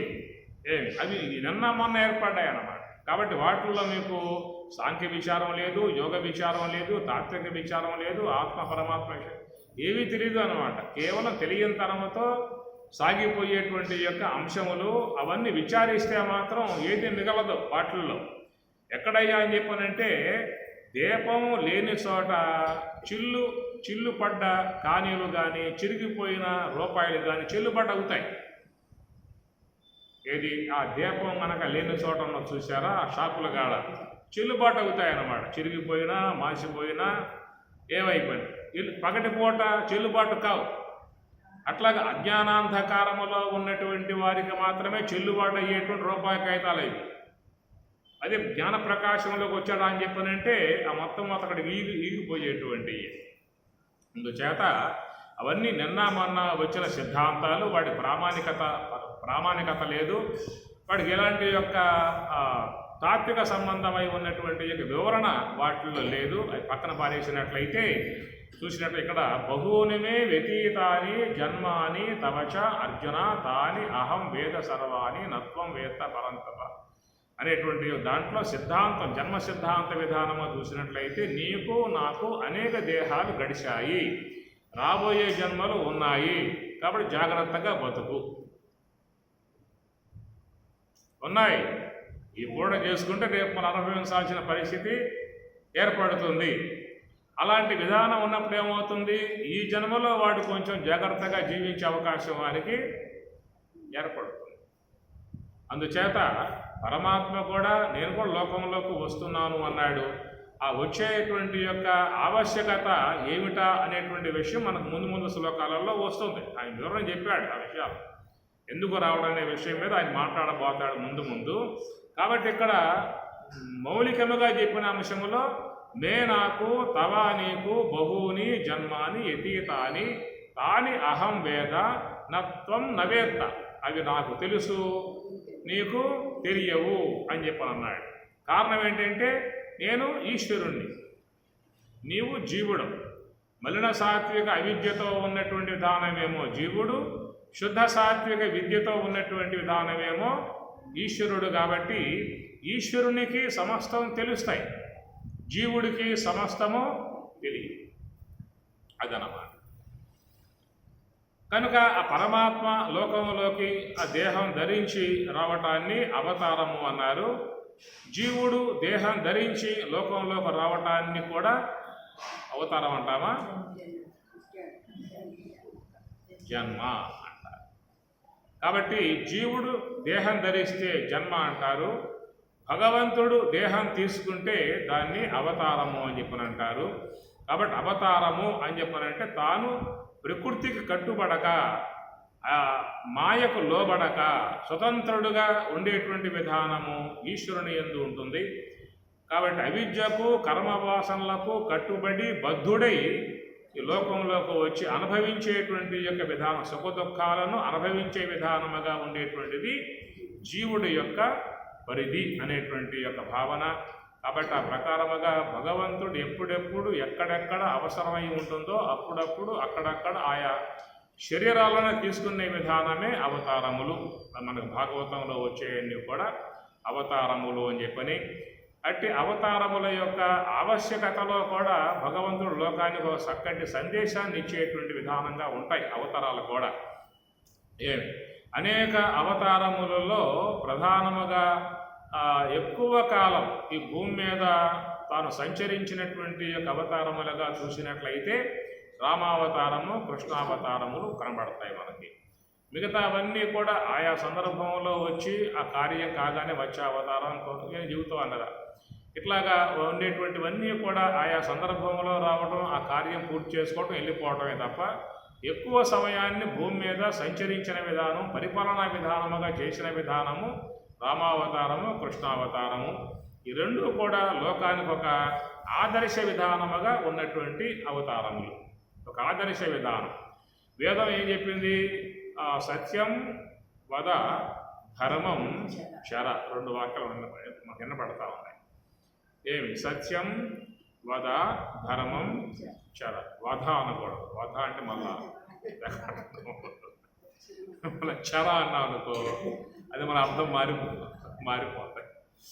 పైన పలకాలు తప్ప గట్టిగా పలకూడదు. సత్యం వద, వద వ్యక్తాయ వాచి అంటే సత్యమును పలుకు, ధర్మం చర, ధర్మమును ఆచరించు. ఈ రెండు కూడా వేదవాక్యాలు. ఆ రెండింటినీ కూడా లోకానికి ఎత్తి చూపటానికి ఉన్న విధానమే రామావతారం, కృష్ణావతారం.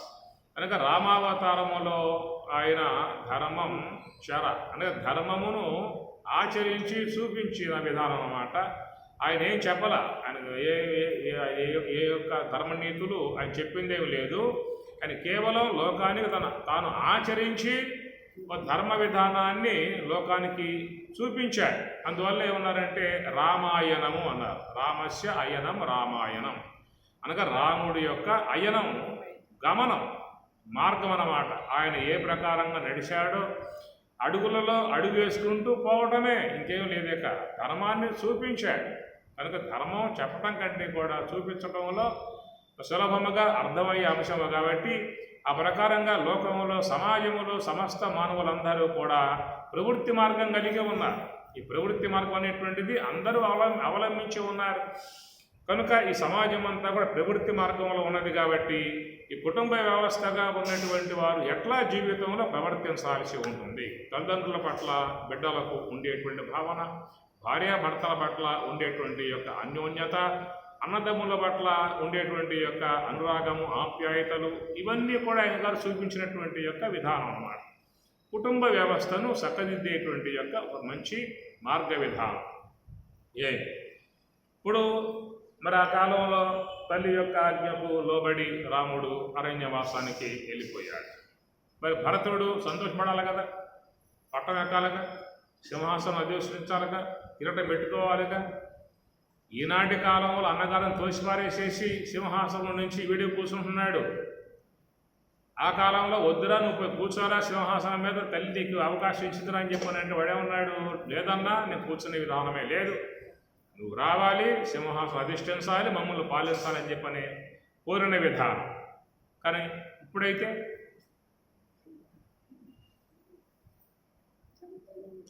ఈ ధర్మాలు లోకంలో జనులు పాటించే విధానముగా ఆయన గారు చూపించినటువంటి విధానమే రామాయణం యొక్క ఉద్దేశం.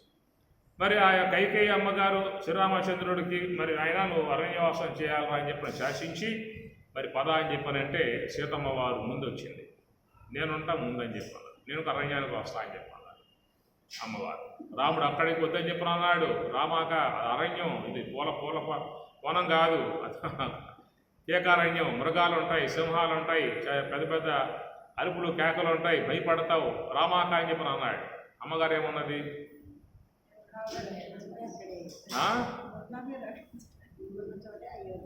నీ ఉండగా నాకేం భయము, కాబట్టి మీ సేవ చేసుకుంటా, మీరు నడుస్తూ ఉంటే ముందు ముళ్ళయి ఉంటే తీసేస్తాను, చేసుకుంటా అని చెప్పిన అమ్మగారు ఆ పూట చెప్పిన మాట. అది ఈ పూట అయితే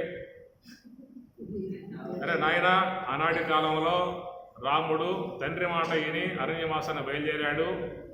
అలాంటి విధానముగా నేను కూడా నిన్ను శాసిస్తూ ఉన్నా, నీవు కూడా రాముడిలాగా నా ఆజ్ఞను పాటించి అరణ్యవాసం చేసి రావా అని చెప్పిన కుమారుడికి తండ్రి కనుక చెప్పినట్లయితే ఎమ్మటే భార్య అని వస్తుందిగా, అమ్మగారు వస్తుందిగా, ఆమె ఉంటుంది, నేను కూడా వస్తాను నీ ఎమ్మటే అని చెప్పి అంటున్నా అందా. అయ్యా నువ్వు పోతే పోయిరా, నీ పుట్టింటి పోయేస్తాను, వచ్చాక నువ్వు నాకు ఫోన్ చేయి అంటే కష్ట సుఖాలలో ఇద్దరూ కూడా సమభాగంగా నడుచుకోవాలి అన్నటువంటి సూత్రాలు చెప్పినటువంటి విధానం. అది మనకి ప్రవృత్తి మార్గం. రెండు చెప్పుకున్నాం కదా, ప్రవృత్తి మార్గము నివృత్తి మార్గం, నివృత్తించ అని చెప్పి అన్నాం. కాబట్టి సమస్త మానవ సముదాయం అంతయు కూడా నివృత్తి మార్గము కంటే కూడా ప్రవృత్తి మార్గం వైపే తిరిగి ఉన్నది. ఏవైపు ఉన్నది?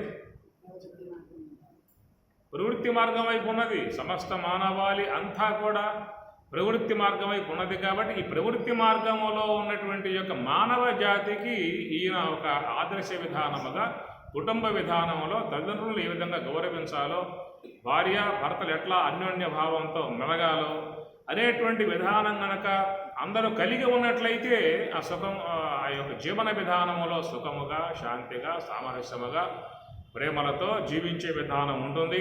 అలాంటి యొక్క శాంతియుతమై ఉన్నటువంటి యొక్క వాతావరణం ఆ కుటుంబంలో వచ్చినట్లయితే వాళ్ళు దైవారాధన చేయవచ్చు, ధ్యానం చేయవచ్చు, విచారణ చేయవచ్చు, అన్నీ చేయవచ్చు. అలాంటివి ఉన్నాయి కుటుంబాలలో. ఎక్కడికి పోదామా, ఎప్పుడు పోదామా, ఈ గొడవ పడలేక, ఈ గందరగోళం పడలేక అనేటువంటి యొక్క లోపల ఎక్కడికి పోతే ఎవరు చూస్తారా, ఎవరు ఆదరిస్తారా, ఏ ఆశ్రమాల్లో చేరాలా, ఆశ్రమాలు మన భోజనం పెడతారా, ఏ పని చెప్పకుండా రూములు ఇస్తారా,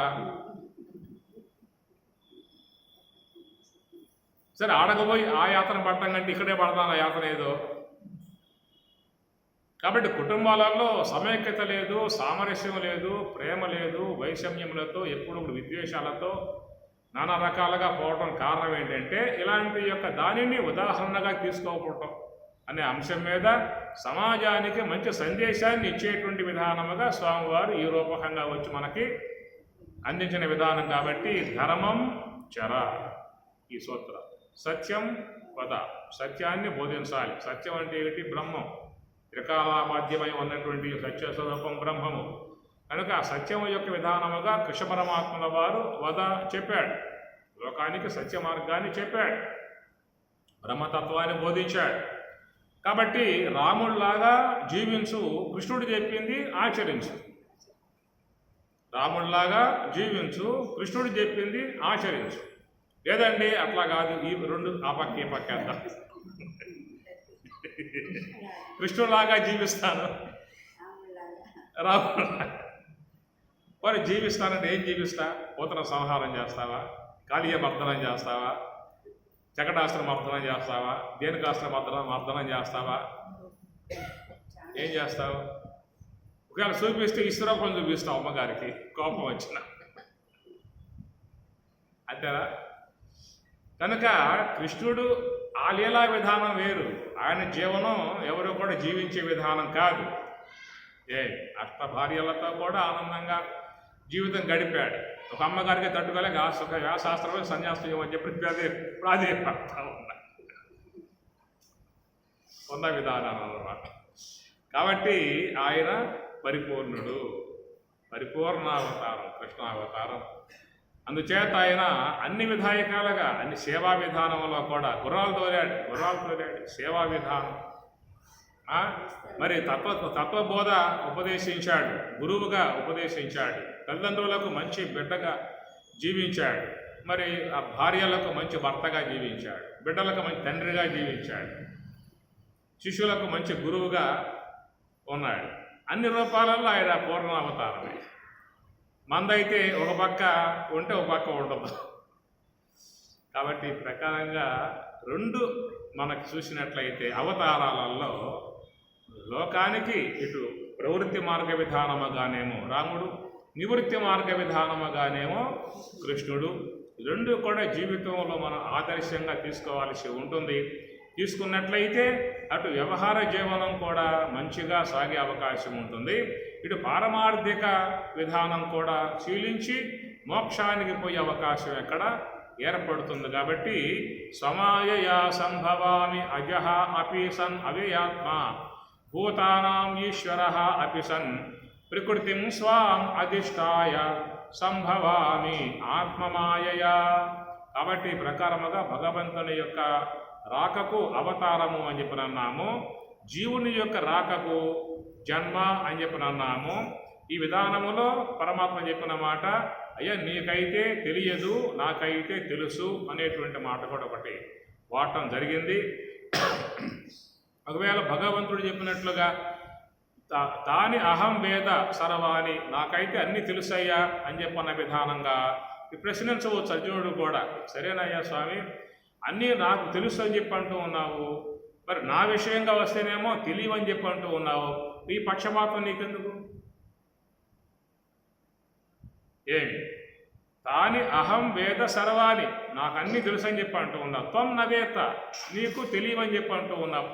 ఇదెందుకు? మళ్ళా నీకెట్లయితే గత జన్మలలో ఎక్కడెక్కడెక్కడెక్కడ పుట్టనే విషయం నీకెట్లా తెలుసో నాకు ఇస్తే పోయేది కదా, మనకు కూడా ఇస్తే పోయేది. గతంలో ఎక్కడెక్కడ జనించామో అన్నటువంటి జ్ఞానం కనుక మనకు కూడా ఇచ్చి ఉన్నట్లయితే బాగుండేదా? ఇబ్బంది కలిగేదా? బాగుండేదా? ఇబ్బందా? ఏ ఇబ్బంది? నువ్వు ఒకవేళ పూర్వజన్మలో టాటా ఇంట్లో పుట్టుంటావు అనుకో, బిర్లా ఇంట్లో, నీకు అది జ్ఞాపకం వచ్చింది అనుకో,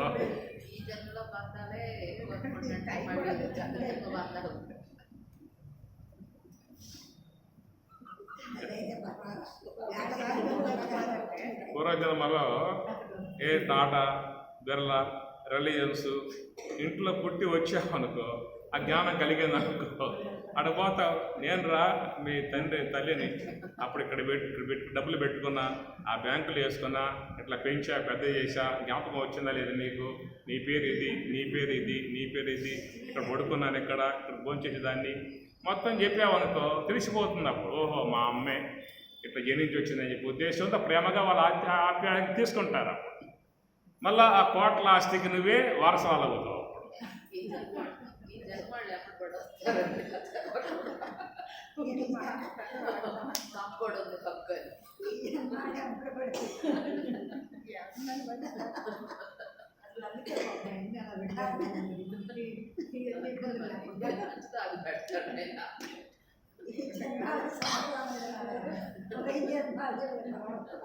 ఈ ప్రకారంగా ఒకవేళ గత జన్మలో గొప్ప కుటుంబం వచ్చావనుకో ఆడకపోతావు బాగానే. గొప్ప కుటుంబంలో పుట్టిప్పుడు అది జ్ఞాపకం వస్తే ఇంకో హీన కుటుంబం పుట్టుంటాయి ముందు పల్లెటూరులో ఆడకపోవాలి, మళ్ళా అది ఒకటి ఉంటుంది. దీనివల్ల చాలా సమస్యలు ఉన్నాయి. గత జన్మలో అనేక మంది నిన్ను మోసం చేసి డబ్బులు తీసుకొని మోసగించేది చేసి ఉండవచ్చు. పుట్టాక మొత్తం జ్ఞాపకం వచ్చాయనుకో, మళ్ళీ కత్తులు నొడతావు లేదా కోర్టుల్లో పడేస్తావు. నన్ను ఈ ప్రకారం పూర్వజన్మలు నాకు ఇట్లా అప్పులు పెట్టి ఎక్కొట్టారా అని చెప్పి కోర్టులో పడేస్తాను. ఇప్పుడున్న కోర్టులకే తేల్చల్లా కేసులన్నీ కూడా ఇవన్నీ పడితే. అందుచేత గత జన్మల సంబంధమై ఉన్నటువంటి విధానం కనుక పరమాత్మ మానవునికి స్పృహ ఇచ్చినట్లయితే చాలా సమస్యలు వచ్చే అవకాశాలు ఉన్నాయి అక్కడ. ఏమి కుటుంబంలో 10 మంది సభ్యులుగా ఉన్న విధానంలో వాళ్ళ గత జన్మ సంబంధమై ఉన్నటువంటి స్పృహ లేదు కాబట్టి అందరూ కూడా ఆప్యాయతలతో, ప్రేమలతో, మమకారాలతో పెనవేసుకుని అందరు అల్లిక చేసుకుని ఏక కుటుంబముగా జీవించే విధానం ఉందన్నమాట. అదే గత జన్మల యొక్క సంబంధమై ఉన్నటువంటి స్పృహలు ఈ 10 మందికి కలిగాయి అనుకో,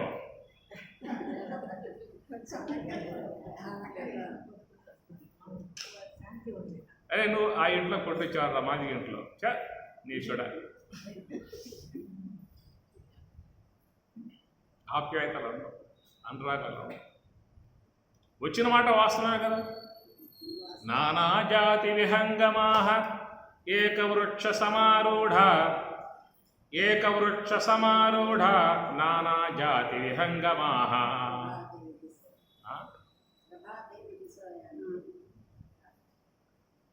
ఏకవృక్ష కుటుంబం, ఏకవృక్ష నానా జాతి విహంగమాహ. వచ్చినటువంటి యొక్క ఆ జీవులు సూక్ష్మ దేహాలతో వచ్చారు కదా. స్థూల దేహాలు ఎక్కడయ్యే, సూక్ష్మ దేహాలు ఎక్కడి నుంచి అక్కడ ఇచ్చారు. ఈ విధముగా వచ్చినప్పుడు మరి వాళ్ళలో ఒక ఆప్యాయతలు, అనురాగాలు చోటు చేసుకున్నాయని చెప్పంటే కారణం వాళ్ళకి గతము యొక్క సంబంధం అంతా కూడా బరిగైపోయి ఉంది కాబట్టి నూతనముగా ఈ విషయంలో ఇప్పుడే వచ్చాము అనేటువంటి స్పృహ కలుగుతుంది కనుక అక్కడ ఒక ఆప్యాయతలతో నూరేండ్లు కూడా జీవించుకుంటూ వెళ్ళిపోయే పరిస్థితి ఏర్పడుతుంది. కనుక జీవులన్నీ కూడా ఏంటంటే ఆయా నానా రకాల జాతులుగా నానా రకాల వీధుల నుంచి వచ్చబడ్డటువంటి యొక్క జీవులే. అయినా ఆప్యాయతలు, అనురాగాలు, ప్రేమలు ఎన్ని ఉన్నాయంటే అది పరమాత్మ మరుగు చేయటం కారణముగా. కాబట్టి జీవులకు ఆయనకు ఉంటే ఉండొచ్చేమో కానీ అని చెప్పాడు కదా, మే నాకు తెలుసు, త్వం నవేత్త నీకు తెలియదు. కనుక నాకు తెలిసినా కూడా ఇబ్బంది లేదు, నీకు తెలిస్తే ఇబ్బంది. ఓ మహాత్ముడు ఉన్నాడు, సాయిబాబా తీసుకోండి, ఇంకో మహాత్ముని తీసుకోండి. ఆయనకు గత జన్మలలో ఎక్కడెక్కడో పుట్టాయనే జ్ఞానం, రాబోయే జన్మలలో ఎక్కడెక్కడ పుట్టబోతాననే జ్ఞానం ఆయనకున్నా ఇబ్బంది లేదు. ఎందుకంటే వాళ్ళ జీవితాలు దివ్యము, భవ్యము, నవ్యము. సమస్త మానవాళికి వాళ్ళు సేవ చేశారు కాబట్టి, మంచి బోధించారు కాబట్టి ఆ మంచి చేసిన విధానంలో జ్ఞాపకం అన్నా పర్వాలేదు. కానీ వీడు గతంలో ఎలాంటి కార్యాలు చేశాడు మొత్తం జ్ఞాపకం అయి కూడా వచ్చినట్లయితే ఇప్పుడు చేసేవి జ్ఞాపకం ఉంటేనే తట్టుకోలేకపోతా ఉన్నాం, ధ్యానం చేయలేకపోతున్నాం, జపం చేయలేకపోతున్నాం, పూజలు ఉండలేకపోతున్నాం. అవన్నీ కూడా స్మృతి పదంలో వచ్చినట్లయితే ఇంకే ధ్యానం చేస్తాయి, మరి ఇంకేం జపం చేస్తా. అలాంటి సమస్యలు ఉన్నాయి కాబట్టి అలాంటి విధానం అనుసరించి పరమాత్మ ముందే ఆలోచించి మనకుంటే ఉండుగాక, కానీ వాడికి మాత్రం ఇవ్వకూడదు మనం. అందుచేత 2 ఉన్నాయి. సుషిప్త అవస్థకు పోయి వస్తే పర్వాలా, సుషిప్త అవస్థకు పోయి వస్తే నీ గతం ఏదైతే ఉన్నదో మొత్తం జ్ఞాపకం ఉంటుంది. సుషిప్తి అవస్థకు పోయి వచ్చినప్పుడు ఇంతకుముందు ఏ గత జీవన విధానం ఉన్నదో అవన్నీ జ్ఞాపకం ఉండాలి. సుషిప్త అవస్థకు పోయి వస్తే ఉండాలి, మరణావస్థకు పోయి వస్తే ఉండకూడదు. ఒకవేళ సుషిప్తి అవస్థ మరణావస్థకు పోయి వస్తే ఎట్లయితే గతం జ్ఞాపకం లేకుండా పోయే విధానం ఉన్నదో అట్లా సుషిప్తి అవస్థకు పోయి వస్తే గతం జ్ఞాపకం లేకుండా ఉండేదని ఉన్నట్లయితే సుషిప్త అవస్థకు పోయి వచ్చావు, మొత్తం మాఫ్ అయిపోయింది. ఇంట్లో భర్త ఎదురుగా ఉన్నాడు, ఎవరు నువ్వయ్యా? ఏ బ్యాంకులు వేసావో, ఎక్కడెక్కడ ఫ్లాట్లు ఉన్నాయో, ఎక్కడెక్కడ భూములు ఉన్నాయో, ఈ ఇల్లు ఎవరిదో, నాదా, ఏరే వాళ్ళది ఇల్లు, పోయింది మొత్తం. సుషుప్తి అవస్థకు పోయి వస్తే మాత్రం అది అట్లాగే ఉండాలి. ఎప్పుడు మరణ పర్యంతం వరకు ఉండాలి. మరణ పర్యంతంలో ఎన్నిసార్లు సుషుప్త అవస్థకు పోయి వచ్చినా జ్ఞాపకం అది ఉండాల్సిందే, ఆ గుర్తులో ఉండాల్సిందే. కానీ మరణావస్థకు పోయి వచ్చిన తర్వాత మాత్రం అది ఉండటానికి వీలు లేదు. ఎందువల్ల దేహం మారిపోయింది. మరణావస్థ ఎందుకన్నాం? ఈ దేహాన్ని వదిలి ఈ దేహం ధరించి వస్తే సుషుప్తి అవస్థ, ఈ దేహాన్ని వదిలి ఇంకొక దేహం ధరించి వస్తే మరణావస్థ. రెండు అవస్థలే. సుషుప్తి అవస్థ అంటామా, యోగ సమాధి అవస్థ అని చెప్పన్నాం కదా. యోగ సమాధి అనేది అవస్థ కాదు, యోగ సమాధి స్థితి. ఏషా బ్రాహ్మి స్థితి పార్థ. కాబట్టి ఆ యొక్క యోగ సమాధి అనబడేటువంటి యొక్క అవస్థకు పోయినటువంటి వాడు తిరిగి వచ్చే అవకాశం లేవే కాదు. ఎత్త గత్వా న నివర్తంతే తద్ధామ పరమం మమ. ఎత్త గత్వా, ఏ స్థానానికి పోయినట్లయితే తిరిగి వచ్చే విధానం లేదో దానిని మోక్షం అని చెప్పి అన్నారు. అందుచేత లోకంలో మానవులుగా జీవులుగా ఉన్నటువంటి వాళ్ళ విషయం చూసినట్లయితే వీళ్లకు రెండు అవస్థలు, ఒకటి సుషుప్తి అవస్థ, ఒకటి మరణావస్థ అనేటువంటి విధానము. సుషుప్తి అవస్థ అనేటువంటిది ఏంటంటే ఈ దేహాన్ని వదిలి ఈ దేహమే ధరిస్తూ ఉన్నాం, దాన్ని సుషుప్తి అవస్థ అన్నాం. మరణావస్థ అంటే ఈ దేహాన్ని పూర్తిగా వదిలేసి ఇంకొక దేహం ధరించి లోకంలోకి రావటము. అక్కడ స్మృతి పదం ఉండదు, ఇక్కడ స్మృతి పదం ఉంటుంది. కాబట్టి త్వం నవేత్త బహూని జన్మాని, ఆ త్వం నీకు నవేత్త, అనేక జన్మలు గడిచాయి, వ్యతీతాన్ని గడిచాయి, నీకు జ్ఞాపకం ఉండే విధానం అనేటువంటిది మాత్రం మేము పెట్టే అవకాశం లేదు. పెడితే నువ్వు బాధపడతావు. ఏం స్వామి, పూర్వజన్మలో ఎన్ని కష్టాలు పడ్డాను, ఎన్ని దుఃఖాలు పొందాను, ఎన్ని తంటాలు పడ్డాను, ఫ్లాట్లు కొన్నాను, భూములు కొన్నాను, బ్యాంకులు వేసుకున్నాను కనుక మళ్ళీ జ్ఞాపకం ఇచ్చావనుకో, ఇప్పుడు ఈ శ్రమ నాకు ఉండదు కదా. అప్పుడే సంపాదించుకున్నా నేను, నాన్న కష్టాలు పడ్డా, నాన్న ఇబ్బందులు పడ్డా, పైసా కూడ తీశాను, తినక దాచిపెట్టి ఎన్నో కొనుక్కున్నాను కదా. మళ్ళా ఈ దేహం పోయి ఇంకో దేహం వచ్చినప్పుడు స్పృహ ఇచ్చావనుకో, మొత్తం నాకు ఉంటాయి కాబట్టి శ్రమ లేకుండా హాయిగా జీవిస్తాయి కదా.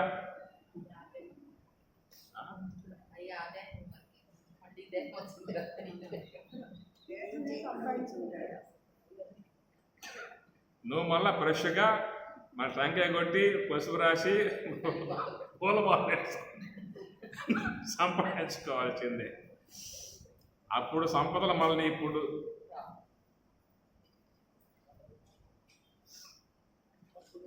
నేను తాపత్రయపడుతూ ఉన్నానే, క్షణకాలం ఖాళీ లేకుండా తిరుగుతూ ఉన్నానే, తిన్ననక తీర్థం అనక నిద్ర అనక ఏది లేకుండా సంపాదించి పోవడం.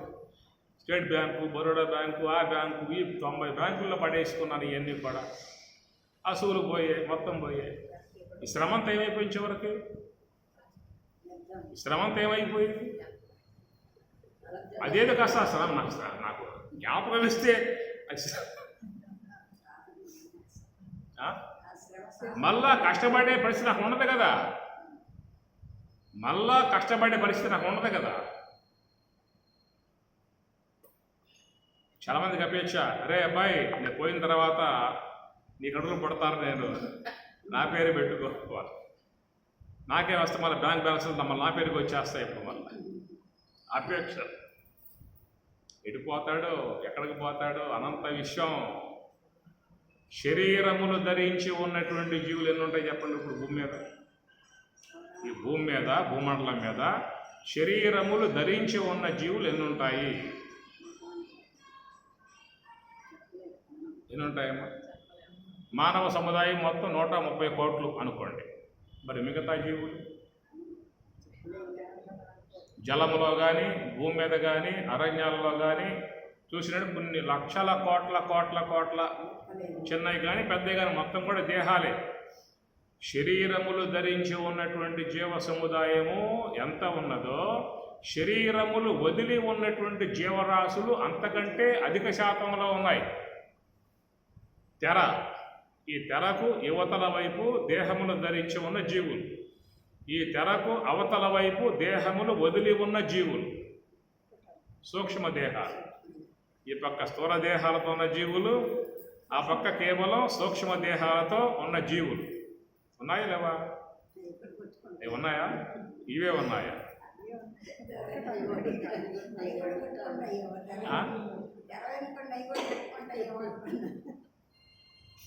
ఉన్నాయి లేవా?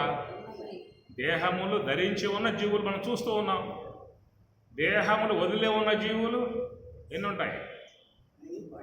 అసంఖ్యాకములుగా ఉన్నాయి. ఈ పూట దేహం ధరించి ఉన్నావు, దేహము వదిలిన మరుక్షణములో ఆ సమూహంలో పడబోతా ఉన్నావు.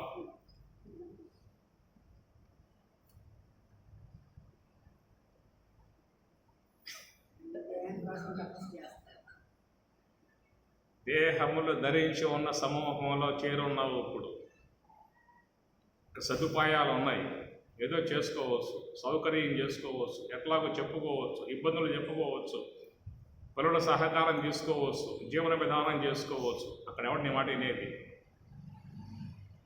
ఏదో జరగబోతా ఉన్నది. అనంత ప్రాణికోటి సముదాయములో రేపో మాపో పడబోతా ఉన్నావు. రక్షంతి పుణ్యాని పురాకృతాని అని చెబుతున్నమాట. రక్షంతి పుణ్యాని పురాకృతాని అన్నాడు భర్తృహరి. అయితే భాగవతం అయితే కలయోనులెందెల్ల గర్భాద్యవస్థల పురుషుండు దేహి పుట్టుచుండు కలయోనులెందెల్ల. కలయోనులు నానా రకాలై ఉన్నటువంటి యొక్క జీవ సముదాయంలో పుట్టాల్సినటువంటి యొక్క పరిస్థితులు ఏర్పడబోతున్నాయనేటువంటి మాట భాగవతం చెబుతున్నటువంటిది. కలయోనులెందెల్ల గర్భాద్యవస్థల పురుషుండు దేహి పుట్టుచుండు. కాబట్టి ఏంటంటే ఏదో ఒక అదృష్టం, పుణ్య విశేషం మానవ దేహం ప్రాప్తించిన విధానం. అది కూడా 83,99,999 రకాలు. వాటిల్లో ఒక్కొక్క రకంలో కొన్ని కోటాను కోట్ల జీవ సముదాయం ఏ దేహంలో పడ్డా ఏం చేసే పని, ఎవరితో మొరబెట్టుకునే పని, ఎవరితో చెప్పుకునే పని, ప్రకృతి పరంగా వెళ్ళిపోవటమే. ఏదో పుణ్య విశేషము, ఏదో సుకృతము లాక్కొచ్చి మానవ శరీరం అలభ్యమై ఉన్నటువంటి శతకోటి జన్మ సుకృతై పుణ్యై వినానలభ్యతే అన్నట్లుగా ఏదో పుణ్య విశేషంతో వచ్చి పడ్డావు. ఇది కాస్త జారిపోయిన తర్వాత ఆ తర్వాత ఈ జీవికి పోయేటువంటి విధానాలు ఏవై ఉంటాయో కూడా చెప్పే అవకాశాలు లేవు. ఇది పుణ్యం ఉంటే కాపాడబడతాము అని, జ్ఞానం ఉంటే కాపాడబడతాము అనేటువంటి మాటలు రెండు వినపడతా ఉన్నాయి భగవద్గీత ఉపనిషత్తుల ద్వారా. వినపడుతున్న మాటలు ఆ రెండే. రక్షంతి పుణ్యాని పురాకృతాని తేతం ప్రాప్య పుణ్య కృతాన్ లోకాన్ ఉషిత్వా శాశ్వతి సమాహ శుచీనాం శ్రీమతాం గేహే యోగ భ్రష్ట అభిజాయతే. ఇవి వినబడుతున్న మాటలు. అవి కూడా ఆడపోయాక ఎలాంటి పరిణామం ఏర్పడుతుందో కూడా ఏం చెప్పే పరిస్థితి కాదు. అనంత కోటి జీవ సముదాయంలో నువ్వు ఒక ప్రాణిగా కలిసిపోయే పరిస్థితులు కలగబోతా ఉన్నాయి. ఏదైనా మన జీవితం చేసుకోగలిగితే మంచి విధానము, సాత్విక విధానము, సద్గుణాలు కలిగి ఏదైనా పుణ్య విధానములు, జప ధ్యాన యోగాదులు ఇలాంటి శక్తి కొలది చేసుకుంటే అదేమన్నా మనల్ని కాపాడే విధానముగా ఉంటుందనేటువంటిది ఒక ఆశను పెట్టుకొని చేసుకోవాల్సి ఉంటుంది. బహూని మే వ్యతీతాని జన్మాని తవ చార్జున తాని అహం వేద సర్వాణి నత్వం వేత్త పరంతప. సహనా భవతు సహనౌ భునక్తు సహ వీర్యం కరవావహై తేజస్వినావధీతమస్తు మా విద్విషావహై. ఓం శాంతి శాంతి శాంతి. హరి ఓం తత్సతు.